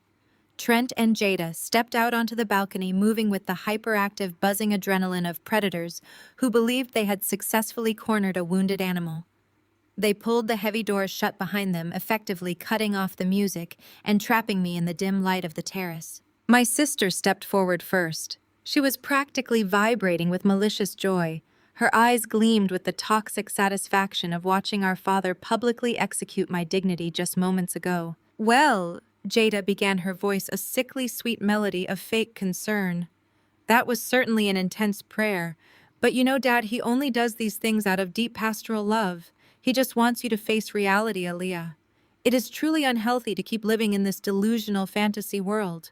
We are all just extremely worried about your mental decline." I turned slowly, resting my lower back against the cold stone railing. I looked at her, my expression completely blank. "I appreciate your profound concern, Jada. It is touching." Trent stepped up beside her, sliding his hands into the pockets of his overly tight trousers. He puffed his chest out, desperate to assert his dominance now that he believed my spirit had been entirely broken by the church congregation. He offered a dark, menacing smirk that stripped away any remaining pretense of brotherly affection. "You know, Aaliyah," Trent said, his tone dripping with arrogant condescension, "I actually followed your advice from earlier. I thought deeply about my investments. I decided to pivot my strategy. Instead of focusing on low-income properties on the south side, I directed my firm to make a highly aggressive move in the luxury residential sector. I just closed a massive portfolio acquisition this afternoon." I tilted my head slightly, feigning mild interest. "How ambitious of you, Trent." He took another step forward, invading my personal space, trying to use his physical size to intimidate me. "Oh, it is extremely ambitious," he sneered, "because the crown jewel of this new portfolio happens to be a very specific luxury apartment building in Midtown. In fact, it is the exact building where you currently reside." I maintained absolute silence. I allowed him to bask in what he believed was his ultimate checkmate. "That is right," Trent chuckled, exchanging a triumphant look with my sister. "I am your new landlord, Aaliyah. I own the roof over your head, and since I am a ruthless businessman who needs to maximize his capital returns, I have been reviewing the tenant leases. Yours is up for renewal at the end of the month, so effective Monday morning I am officially raising your rent by 300%. I already had my legal team draft the eviction notice. There is absolutely no way your pathetic little decorating hustle can afford the new rate. You have exactly 30 days to pack your garbage and vacate my property." Jada let out a sharp, delighted laugh, stepping closer to loop her arm through her husband's. She looked at me with an expression of pure, unadulterated cruelty masquerading as sisterly grace. "Now, Aaliyah, do not cry," Jada cooed, even though my eyes were completely dry. "We are not monsters. We are family, and family takes care of their own, especially the ones who cannot take care of themselves. Trent and I were discussing your tragic housing situation on the ride over. We are currently renovating the massive house Trent just bought us in Buckhead. There is a small unfinished storage room in the basement. It is dark and drafty, but it has a cot and a sink. We have generously decided to let you move into our basement rent-free. I looked from Trent to Jada, dissecting their grotesque arrogance. And what exactly is the cost of this generous charity? I asked, my voice smooth and perfectly leveled. Jada smiled, her fake diamonds catching the dim patio light. Well, since Dad made it abundantly clear tonight that you will never have a family of your own, you clearly have a lot of empty time on your hands. In exchange for free room and board in our basement, you are going to be our full-time live-in nanny. When Trent and I start having children, you will cook, you will clean, and you will raise my babies, since nobody in their right mind would ever give you children of your own. You will finally have a purpose, Aaliyah. You get to serve a successful family, and we get free labor. It is a brilliant compromise for everyone. They stood there shoulder to shoulder, radiating an overwhelming, suffocating smugness. They truly believed they had just delivered the final fatal blow to my existence. They believed they had permanently enslaved me to their toxic dynamic. Trent thought he had successfully weaponized his fake financial prowess to render me homeless. Jada thought she had finally secured her ultimate trophy, transforming her older sister into her personal, unpaid servant. They wanted me to beg.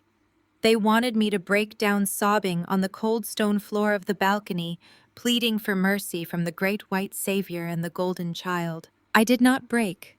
I did not flinch. I did not shed a single tear. The rhythmic thrumming in the atmosphere had grown significantly heavier. The air pressure around the balcony began to drop, causing the leaves on the nearby oak trees to rustle aggressively. The ambient noise of the city seemed to vanish, replaced entirely by a low mechanical pulsing that was rapidly descending from the night sky. I looked down at the linen napkin I was still holding in my left hand. With slow, deliberate, and incredibly precise movements, I folded the fabric perfectly in half. Then I folded it into a flawless square. I reached out and placed the neatly folded linen on the surface of a small wrought iron patio table next to me. I smoothed the edges down, ensuring it was perfectly aligned. The meticulous, utterly calm nature of my actions caused Trent's confident smirk to falter for just a fraction of a second. I raised my eyes and locked my gaze directly onto Trent's. I let my mask of polite compliance drop, completely revealing the cold, calculating apex predator I truly was. "Are you absolutely sure about your investments, Trent?" I asked, my voice cutting through the heavy air with lethal precision. Trent frowned, shifting his weight uncomfortably. "What are you talking about? I just told you I bought your building. You are being evicted." I took a slow step toward him, forcing him to hold my gaze. "I asked you a very simple financial question, Trent. Are you absolutely certain you know exactly who owns the building you claim to have purchased? Because in my professional experience, men who rely on offshore diversification and aggressively leveraged debt often fail to verify the actual holding companies sitting at the top of the corporate food chain. You should always check the receipts before you threaten to evict the owner of the bank." Jada scoffed, rolling her eyes in exaggerated annoyance. "Oh my God, Trent, do not even listen to her. She is having another one of her psychotic breaks. She is completely delusional. Let us just go back inside before she starts talking about her imaginary billionaire fiancé again." But Trent did not move. He was staring at me, his eyes widening slightly as a profound, terrifying realization began to claw its way into his brain. He was a grifter, and grifters possess an innate animalistic instinct for when they have targeted the wrong mark. He looked at my calm posture, the complete absence of fear in my eyes, and the chilling certainty in my voice. He was finally looking past the camouflage my family had draped over me. Before Trent could formulate a response, the heavy thrumming above us escalated into a deafening, violent roar. The wind did not just rustle the trees, it violently whipped across the balcony, tearing the perfectly styled hair from Jada's head and sending the patio chairs skidding across the stone floor. The sky above the country club seemed to tear open, unleashing a hurricane of displaced air and deafening mechanical thunder. The false peace was officially over, and my reality was about to forcefully introduce itself to theirs. Trent opened his mouth, his jaw unhinging to spit out a venomous retort, but the words never left his throat. Whatever pathetic threat he intended to hurl at me was violently swallowed by a sudden deafening roar that dropped from the night sky. The rhythmic pulsing I had felt moments earlier escalated into a concussive mechanical thunder that shook the very foundation of the stone balcony. The heavy, suffocating air of the Atlanta evening was instantly shredded. A colossal downdraft slammed into the country club patio with the force of a localized hurricane. The intense artificial wind whipped across the terrace, violently ripping the smug expression right off Trent's sweating face. Jada let out a shrill, terrified shriek, frantically clutching at her fake diamond bracelet as the aggressive gust tore through her perfectly styled hair, whipping it into a chaotic, tangled mess across her face. Through the massive glass windows behind them, I watched the serene, arrogant atmosphere of the grand ballroom completely implode. The sudden drop in barometric pressure forced the heavy French doors to blow wide open, inviting the violent storm of air directly into my parents' pristine engagement party. The jazz quartet on the small stage immediately abandoned their performance, scrambling to grab their sheet music as their metal music stands clattered loudly to the polished wooden floor. The ambient, affluent murmur of the 200 guests transformed into a chorus of genuine panic.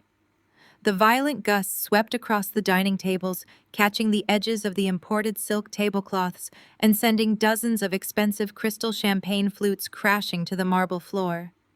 The sharp, piercing sound of shattering glass echoed through the room. The towering centerpieces of imported white roses, which my father had proudly boasted about to the entire congregation, were brutally stripped bare by the wind. A furious blizzard of white petals launched into the air, swirling chaotically across the ballroom like a beautiful, destructive snowstorm. The elite church elders who had just spent the last hour gorging themselves on my public humiliation were now shrieking and covering their heads. Their stiff, expensive fascinator hats were ripped from their scalps, tumbling across the room, while they scrambled desperately to hold down their designer dresses. Jada grabbed Trent by the sleeve of his poorly fitted suit, practically dragging him away from the balcony railing. They stumbled blindly back through the open French doors, seeking refuge from the overwhelming sensory assault. I did not run. I did not flinch. I walked behind them at a leisurely, measured pace, allowing the heavy winds to billow the silk of my custom black dress around my legs. I stepped back into the chaotic ballroom, just as the entire congregation rushed toward the floor-to-ceiling windows, overlooking the golf course, drawn like magnets to the source of the overwhelming noise. Descending from the dark clouds, illuminated by the bright security floodlights of the Oak Ridge Country Club, was a massive military-grade private helicopter. It was a staggering machine, painted in a sleek, non-reflective matte black finish. There were no flashy corporate logos, no ostentatious racing stripes, and no gaudy exterior details. It possessed the sharp predatory lines of an aircraft built exclusively for transporting individuals who commanded absolute global authority. The audacity of the approach was breathtaking. The pilot did not aim for the designated concrete helipad located a mile away near the administrative buildings. Instead, the helicopter hovered directly over the 18th hole.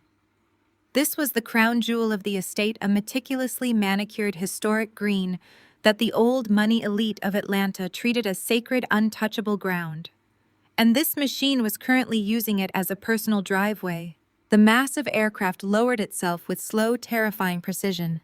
The landing gear touched down directly onto the pristine fairway, the immense weight of the machine crushing the immaculate grass beneath it. Inside the ballroom, 200 guests were pressed tightly against the glass panes, their mouths hanging open in total disbelief.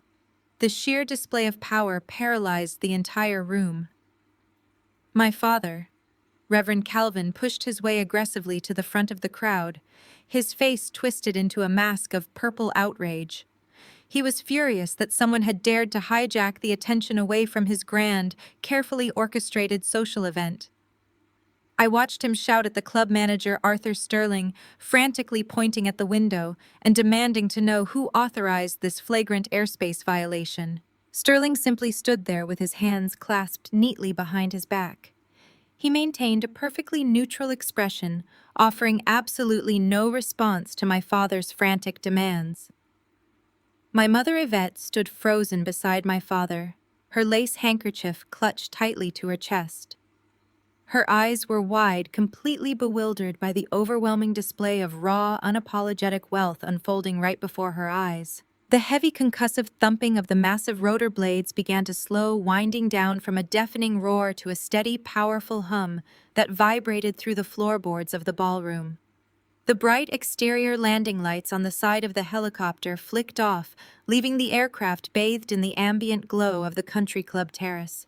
With a smooth mechanical hiss, the heavy side door of the aircraft slid open. The people who stepped out first were not local club security, nor were they standard executive bodyguards. Three men emerged onto the crushed grass wearing sharp, identical tactical suits. They moved with a lethal, coordinated precision that instantly communicated their elite military background. They did not look at the crowd pressing against the glass. They fanned out, securing a tight perimeter around the aircraft, their eyes scanning the dark country club patio with cold professional efficiency. The entire ballroom held its collective breath. The shattered glass on the floor was forgotten. The ruined floral arrangements were ignored. The sheer magnitude of the arrival had effectively wiped the arrogant smiles off the faces of every single person who had mocked me just minutes prior. Then he stepped out. Xavier descended the short metal steps of the helicopter, and even from behind the thick pane of the ballroom windows his presence commanded immediate, undeniable submission from the room. He was impeccably dressed in a bespoke, midnight blue suit that draped perfectly across his broad shoulders, tailored with a precision that made Trent's attire look like a cheap Halloween costume. He moved with a quiet, terrifying grace, completely unaffected by the chaotic winds still dying down around him. His posture radiated the supreme quiet confidence of a man whose authority was absolute and unquestionable. In his right hand, he carried a sleek, brushed titanium briefcase. It was a heavy, secure lockbox designed for transporting sensitive corporate acquisitions and high-value assets. There was a collective sharp intake of breath from the 200 people pressing against the ballroom glass. The church elders, the deacons, and the wealthy congregants, who had just spent the evening laughing at my supposed misery, were now staring in absolute shock. They were looking at a man who radiated a level of power, influence, and astronomical wealth they could not even begin to comprehend. I remained standing at the very back of the crowd, keeping my distance from the glass. I watched my sister Jada grip the window frame, her jaw completely unhinged as she stared at the private aviation tycoon stepping onto the golf course. I watched Trent's face drain of all color, his fake bravado evaporating into thin air as he looked at a man who represented everything he desperately pretended to be. I watched my mother place a trembling hand over her mouth, completely mesmerized by the entrance. They had prayed for my imaginary fiancé to be cast out of my mind. They had mocked my supposedly lonely existence. They had laughed at my expense to elevate their own fragile egos. Now they were absolutely paralyzed, locked in a state of profound shock, as the reality of my life walked directly across the 18th hole, carrying a titanium briefcase that held the exact instruments of their total destruction. The heavy glass terrace doors swung open entirely. The private security team stepped through the threshold first, positioning themselves at the perimeter of the room with cold, calculated efficiency. Then Xavier walked in. The transition from the chaotic wind-swept golf course into the opulent ballroom did not disrupt his composure for a fraction of a second. He carried the sleek titanium briefcase in his left hand. The entire room of 200 people parted instantly, splitting down the middle like the Red Sea. The church elders who had just spent the evening praying for my deliverance from an imaginary life were now holding their breath. The silence in the ballroom was absolute, broken only by the sharp, rhythmic click of Xavier's leather dress shoes against the imported marble floor. My father, Reverend Calvin, was a man who survived on a diet of extreme narcissism and social climbing. Seeing a man of Xavier's undeniable caliber standing in the center of his event, my father's pastoral instincts went into overdrive. He completely forgot about the ruined floral arrangements and the shattered glass scattered across the tiles. He saw a billionaire, a potential donor, a man he needed to impress to validate his own massive ego in front of the congregation. My father smoothed his custom suit plastered on his most charismatic, welcoming megachurch smile and stepped directly into Xavier's path. He extended his right hand ready to deliver a booming, magnanimous greeting to assert his authority as the patriarch of the room. Xavier did not slow down. He did not blink. He did not even turn his head to acknowledge the gesture. He looked straight through my father as if he were nothing more than a transparent pane of glass. He walked right past Reverend Calvin without breaking his stride, leaving my father standing with his hands suspended in midair. A look of profound, humiliating confusion froze on my father's face as his grand welcoming gesture was brutally rejected in front of the entire Atlanta elite. Xavier continued his deliberate march down the center of the ballroom. He approached the section of the table where Jada and Trent were standing.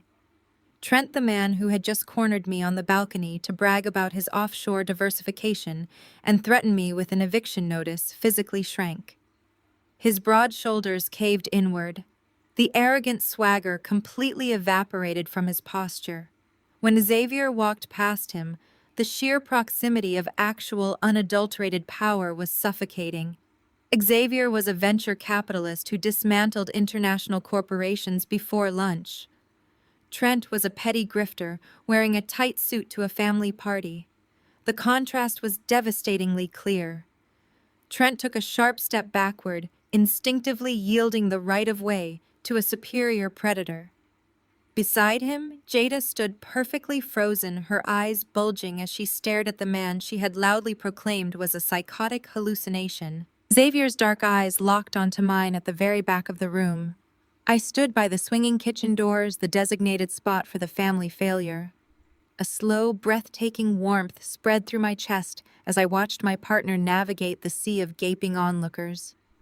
He reached me, stopping just inches away. He handed the titanium briefcase to the lead security operative standing discreetly to his right. Then Xavier reached out and pulled me flush against his chest. He did not care about the 200 pairs of eyes watching us. He did not care about the church deacons, the elite politicians, or the judging aunts. He leaned down and captured my lips in a deep, passionate, undeniable kiss. It was a kiss that possessed absolute sovereignty, a public claiming that completely incinerated the toxic narrative my family had spent 35 years building. When we parted, he kept his left arm wrapped firmly around my waist, anchoring me to his side. With his right hand, he reached into the inner breast pocket of his bespoke suit jacket. He retrieved a small midnight blue velvet box. The room was so quiet, I could hear the soft snap of the hinge as he opened it. Inside rested my wedding ring. He had taken it to his personal jeweler in Geneva to have the platinum prongs reinforced, and now it was back gleaming with an impossible brilliance. He took my left hand in his thumb brushing over my bare ring finger. With slow, deliberate reverence, Xavier slid the ring into its rightful place. The flawless 10-carat diamond caught the light of the massive crystal chandeliers above us. It threw a dazzling, blinding spectrum of light across the immediate area, a stone so large and pristine, it defied basic comprehension. The sheer weight of the jewelry on my hand was a physical manifestation of the empire we shared. Xavier lifted his head. He looked out over the sea of stunned faces, his gaze sweeping past the terrified church elders and landing squarely on my parents. His voice was a rich, authoritative baritone that carried effortlessly across the dead silence of the ballroom. "Sorry I am late, wife." The word echoed off the vaulted ceilings. Wife. Across the room, my mother let out a strangled, breathless gasp. Her fingers went completely numb. The crystal wine glass she had been clutching slipped from her hand, plummeting toward the floor. It hit the marble tiles with a sharp, violent crack, shattering into 100 glittering pieces around her designer heels. The sound jolted the crowd out of their paralysis, setting off a frantic, hushed wave of whispers that swept through the dining area like wildfire. Yvette stared at the massive diamond on my hand, then at the bespoke suit of the man standing beside me. Her carefully constructed reality was violently short-circuiting. The daughter she had just spent an hour publicly crucifying as a lonely, desperate spinster was standing wrapped in the arms of a titan. She took a shaky, frantic step forward, her chest heaving as she struggled to draw breath. "Who is this?" she stammered, her voice stripped of all its usual pastoral authority. It trembled with sheer panic and a desperate need to regain control of a situation that had entirely slipped from her grasp. "Aaliyah, what is the meaning of this? Who is this man? What is going on here?" Xavier did not let go of my waist. He stood tall, a fortress of absolute protection and power. He looked at my mother with a gaze so incredibly cold it could have frozen the Georgia summer air. He did not offer her a polite smile or a respectful nod. He treated her with the exact level of disdain she had shown me for decades. "Allow me to introduce myself," he stated, his tone dripping with an icy, lethal formality. "My name is Xavier. I am the man you have spent the entire evening referring to as an imaginary delusion. And to clarify your confusion, I am not your daughter's boyfriend. I am her husband. We were married in Monaco 4 weeks ago.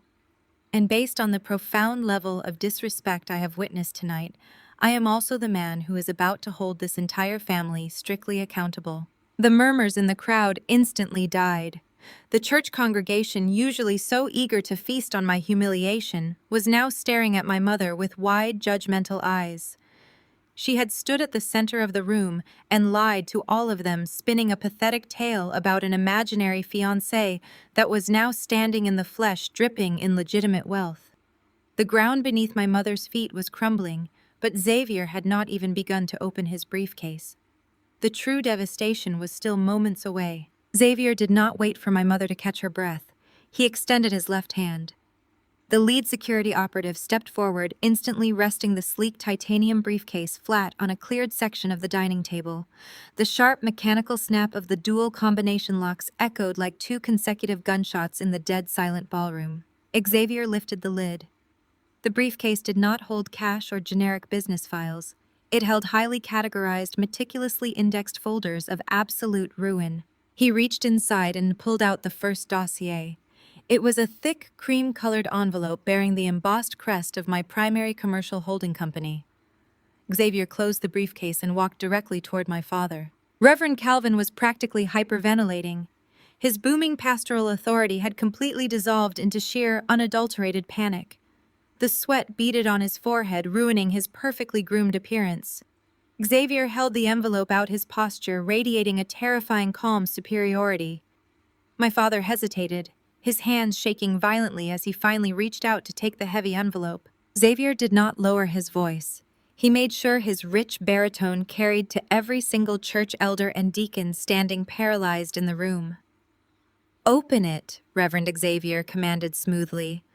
"Read the top document to your beloved congregation." My father fumbled with the seal. He pulled out a stack of crisp legal documents. The top page was the $50,000 catering and venue invoice for tonight's engagement party, completely paid in full. But right beneath that invoice was a document my father had never seen before. It was the master deed and the corporate registration for the Oak Ridge Country Club. My father stared at the paperwork, his eyes darting frantically across the lines of legal text.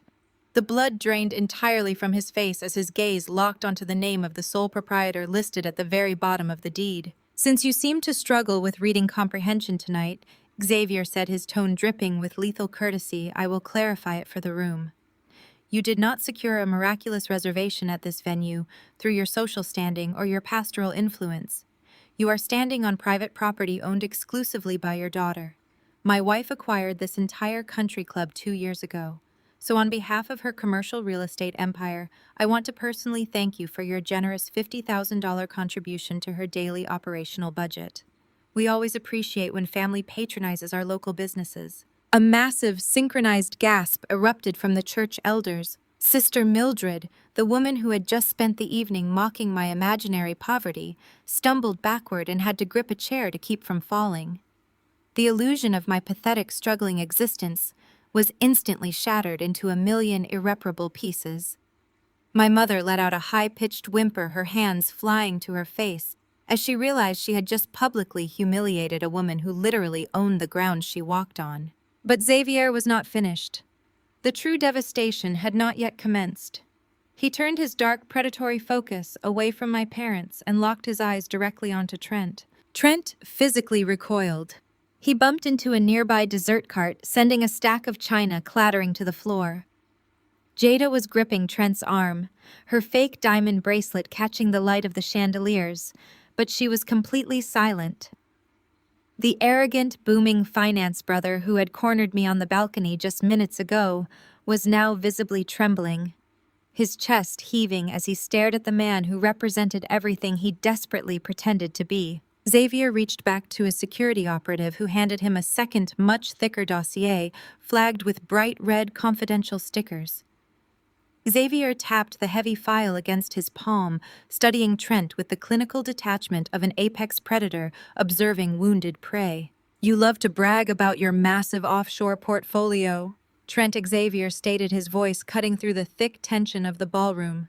"You love to talk about aggressive leverage commercial acquisitions and high-yield investments. But the problem with playing high finance is that the global banking sector is a remarkably small world at the top.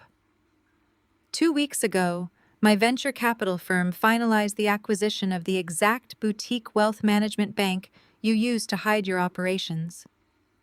When my forensic accountants ran a routine corporate audit of the bank's active ledgers, your name triggered a massive, unavoidable sequence of federal red flags." Trent opened his mouth to speak, to deny the accusations or spin another web of corporate jargon, but no sound came out. His face was a ghastly mottled gray.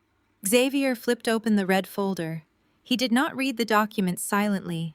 He read the exact numbers out loud for the entire church congregation to hear. "You did not purchase the luxury apartment building in Midtown today," Xavier announced, his voice ringing with absolute crushing authority. "You do not own a single piece of commercial or residential real estate in the state of Georgia.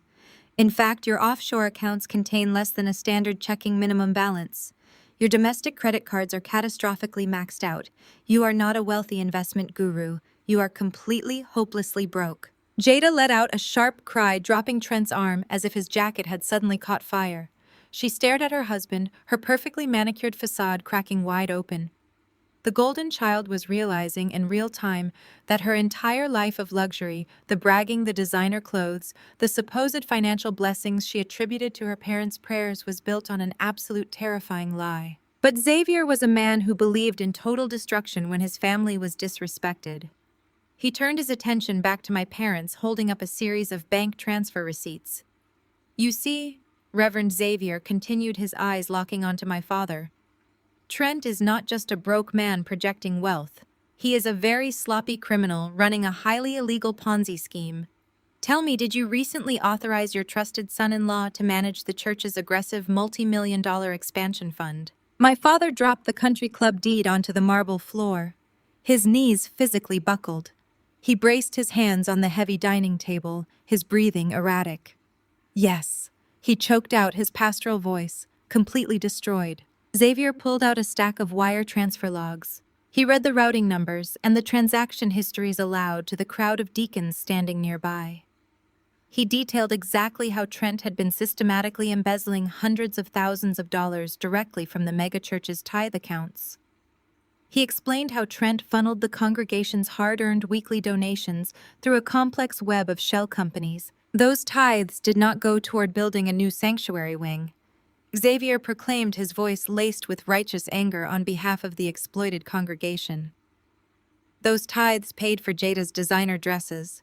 They paid for the lease on Trent's luxury cars. They paid for the very suit on his back tonight. Your son-in-law has been actively bleeding your entire religious community dry to fund a lavish lifestyle he could never actually afford. A roar of genuine furious outrage erupted from the church deacons. The men and women who had faithfully given 10% of their income every Sunday realized they had been funding Trent's country club memberships. Shouts of anger echoed across the ballroom as the deacons began advancing toward the head table, demanding answers from their disgraced pastor. Xavier held up one final bank statement, silencing the angry crowd for just a moment longer. He turned his gaze to my mother. Yvette was shaking uncontrollably, her arms wrapped around her stomach as she stared at the man dismantling her entire world. Trent did not stop at the church. Xavier informed her, his tone dropping into a deadly whisper that carried across the room. He also convinced you to grant him advisory access to your personal long-term retirement accounts under the guise of offshore diversification. I have the finalized balance sheet right here, Yvette. The current balance of your life savings is 0.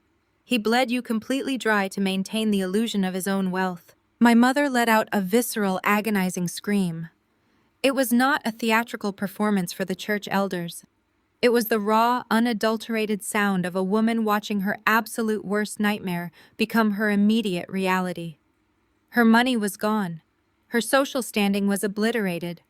The son-in-law she worshipped was a criminal, and the daughter she had publicly cursed was the billionaire who owned the very room where her destruction took place. I stood securely in the shelter of my husband's arm, my face a mask of supreme, unbroken calm. I watched the chaos unfold with a deep, clinical satisfaction. I watched my mother drop to her knees amid the shattered glass of her wine flute, weeping over the total evaporation of her retirement funds. I watched the church elders who had laughed at my expense just an hour ago completely turn on my father, shouting accusations of negligence and demanding full financial audits of his ministry. The very people my parents had spent their entire lives trying to impress were now tearing them apart like starving wolves. Trent frantically backed away toward the kitchen doors, his eyes darting around the room for an escape route, but Xavier's elite security team smoothly blocked every single exit. The trap I had laid when I paid the catering invoice had worked with absolute perfection.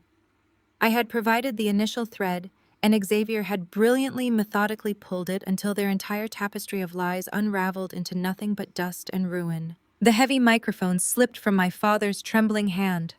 It hit the marble floor with a piercing shriek of feedback that made the remaining guests cover their ears. Reverend Calvin stared blindly at the crumpled financial dossiers scattered across the linen tablecloth. He was a man who had built his entire identity on the absolute veneration of wealth and status.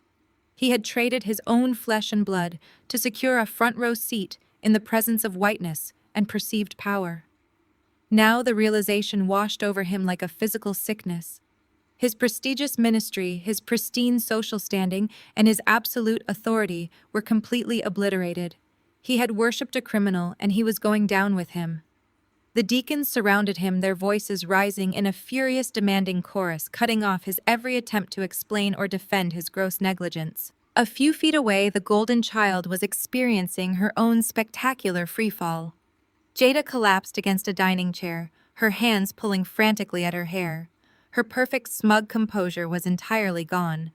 She stared at Trent with a look of absolute terrified revulsion. She was realizing in real time that her pristine marriage was nothing but a federal crime scene. Every designer dress, every luxury vacation, every arrogant post she had made online was funded by stolen church tithes and her own mother's liquidated retirement accounts. Xavier leaned forward slightly, delivering the final devastating reality check to my sister. Federal investigators are already freezing your joint accounts, Jada. Xavier stated, his voice devoid of any pity. Ignorance is not a defense when your signature is on the tax returns for the shell companies Trent established.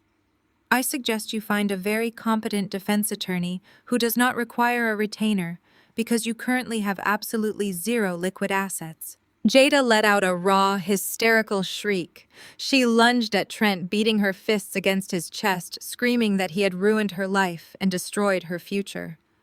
Trent forcefully shoved her away, his eyes darting frantically toward the heavy wooden doors leading to the kitchen corridors. Survival instinct took over. The cowardly, arrogant grifter decided to abandon his wife and make a desperate break for the exit. He bolted across the room, slipping on the spilled champagne, but his pathetic attempt at escape was brutally cut short. He crashed chest first into a solid wall of black tactical gear. The lead security operative did not even flinch. He simply grabbed Trent by the lapels of his cheap suit, lifted him a few inches off the floor, and slammed him forcefully back against the decorative marble pillar. Trent slid to the ground, gasping for air, completely trapped. Through the absolute chaos of the ballroom, a pitiful weeping figure crawled through the wreckage of the floral arrangements. My mother Yvette pushed herself up from the floor. Her emerald green gown was stained with spilled wine, and her makeup was running in dark streaks down her face. The arrogant, untouchable matriarch was gone. In her place was a broken, desperate woman who had just watched her entire social and financial existence evaporate into nothing. She looked at me standing securely in my husband's embrace. The sheer magnitude of my wealth, the staggering power of the man holding my hand, and the reality of my secret empire finally registered in her panic-stricken mind. She stumbled forward, reaching her hands out toward me, her voice cracking with violent sobs. "Ah, Leah, please!" My mother wailed, tears streaming down her face. "You have to help us. You own this club. You have millions of dollars. You and Xavier have the capital to fix this. Pay the church back. Replace my retirement funds. We can hire lawyers and keep this quiet.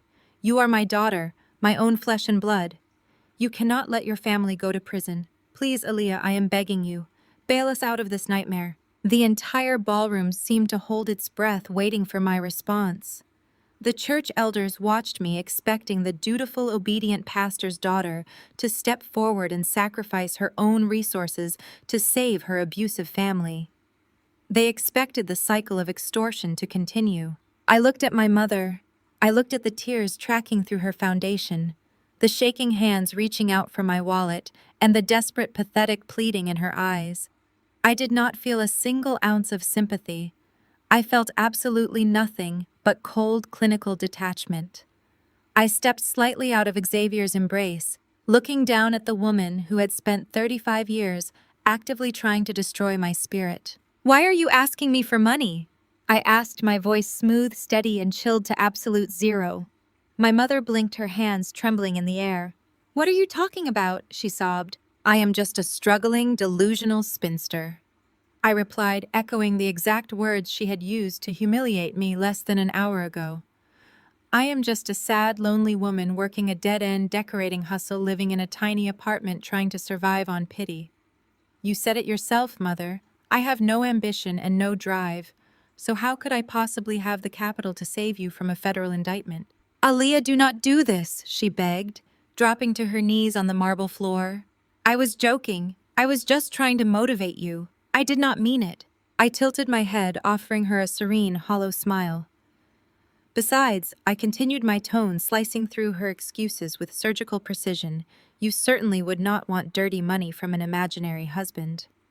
After all, the mind does terrible things to cope with being unwanted. I think you should pray on it, Yvette. Maybe God will send you a humble, lowly path to walk on your way to bankruptcy court." My mother let out an agonizing, guttural wail, burying her face in her hands, as the finality of my words struck her. I had taken her absolute worst insult and forged it into the lock on her prison cell.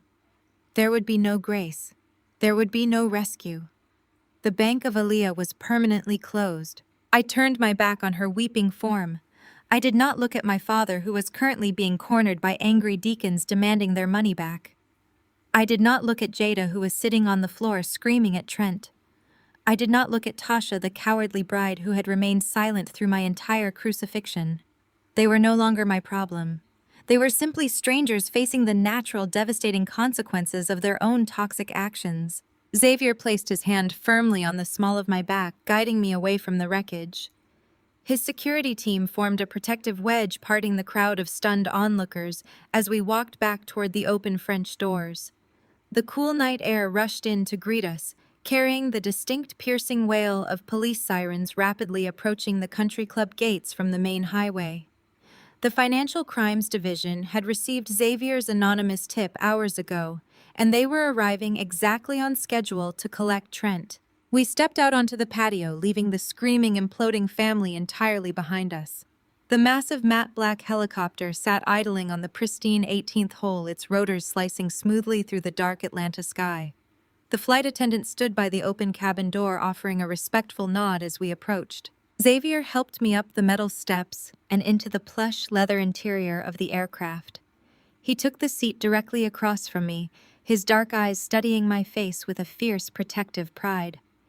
He reached across the narrow aisle and took my hand, his thumb brushing over the flawless 10-carat diamond that completely illuminated the cabin. We lifted off into the night sky, the sheer power of the machine pushing us upward, leaving the flashing red and blue lights of the police cruisers far below. I looked out the window at the shrinking city, feeling a profound, breathtaking sense of liberation. For 35 years, I had allowed the people who shared my bloodline to dictate my value. I had allowed them to force me into a mold of failure, simply because I refused to be a pawn in their arrogant social climbing games. But true power does not lie in screaming matches or tearful demands for respect. True power is walking in absolute silence while you build an empire they cannot touch. It is knowing your worth so deeply that the insults of lesser people bounce off you like rain on steel. Family is not defined by biology or obligation.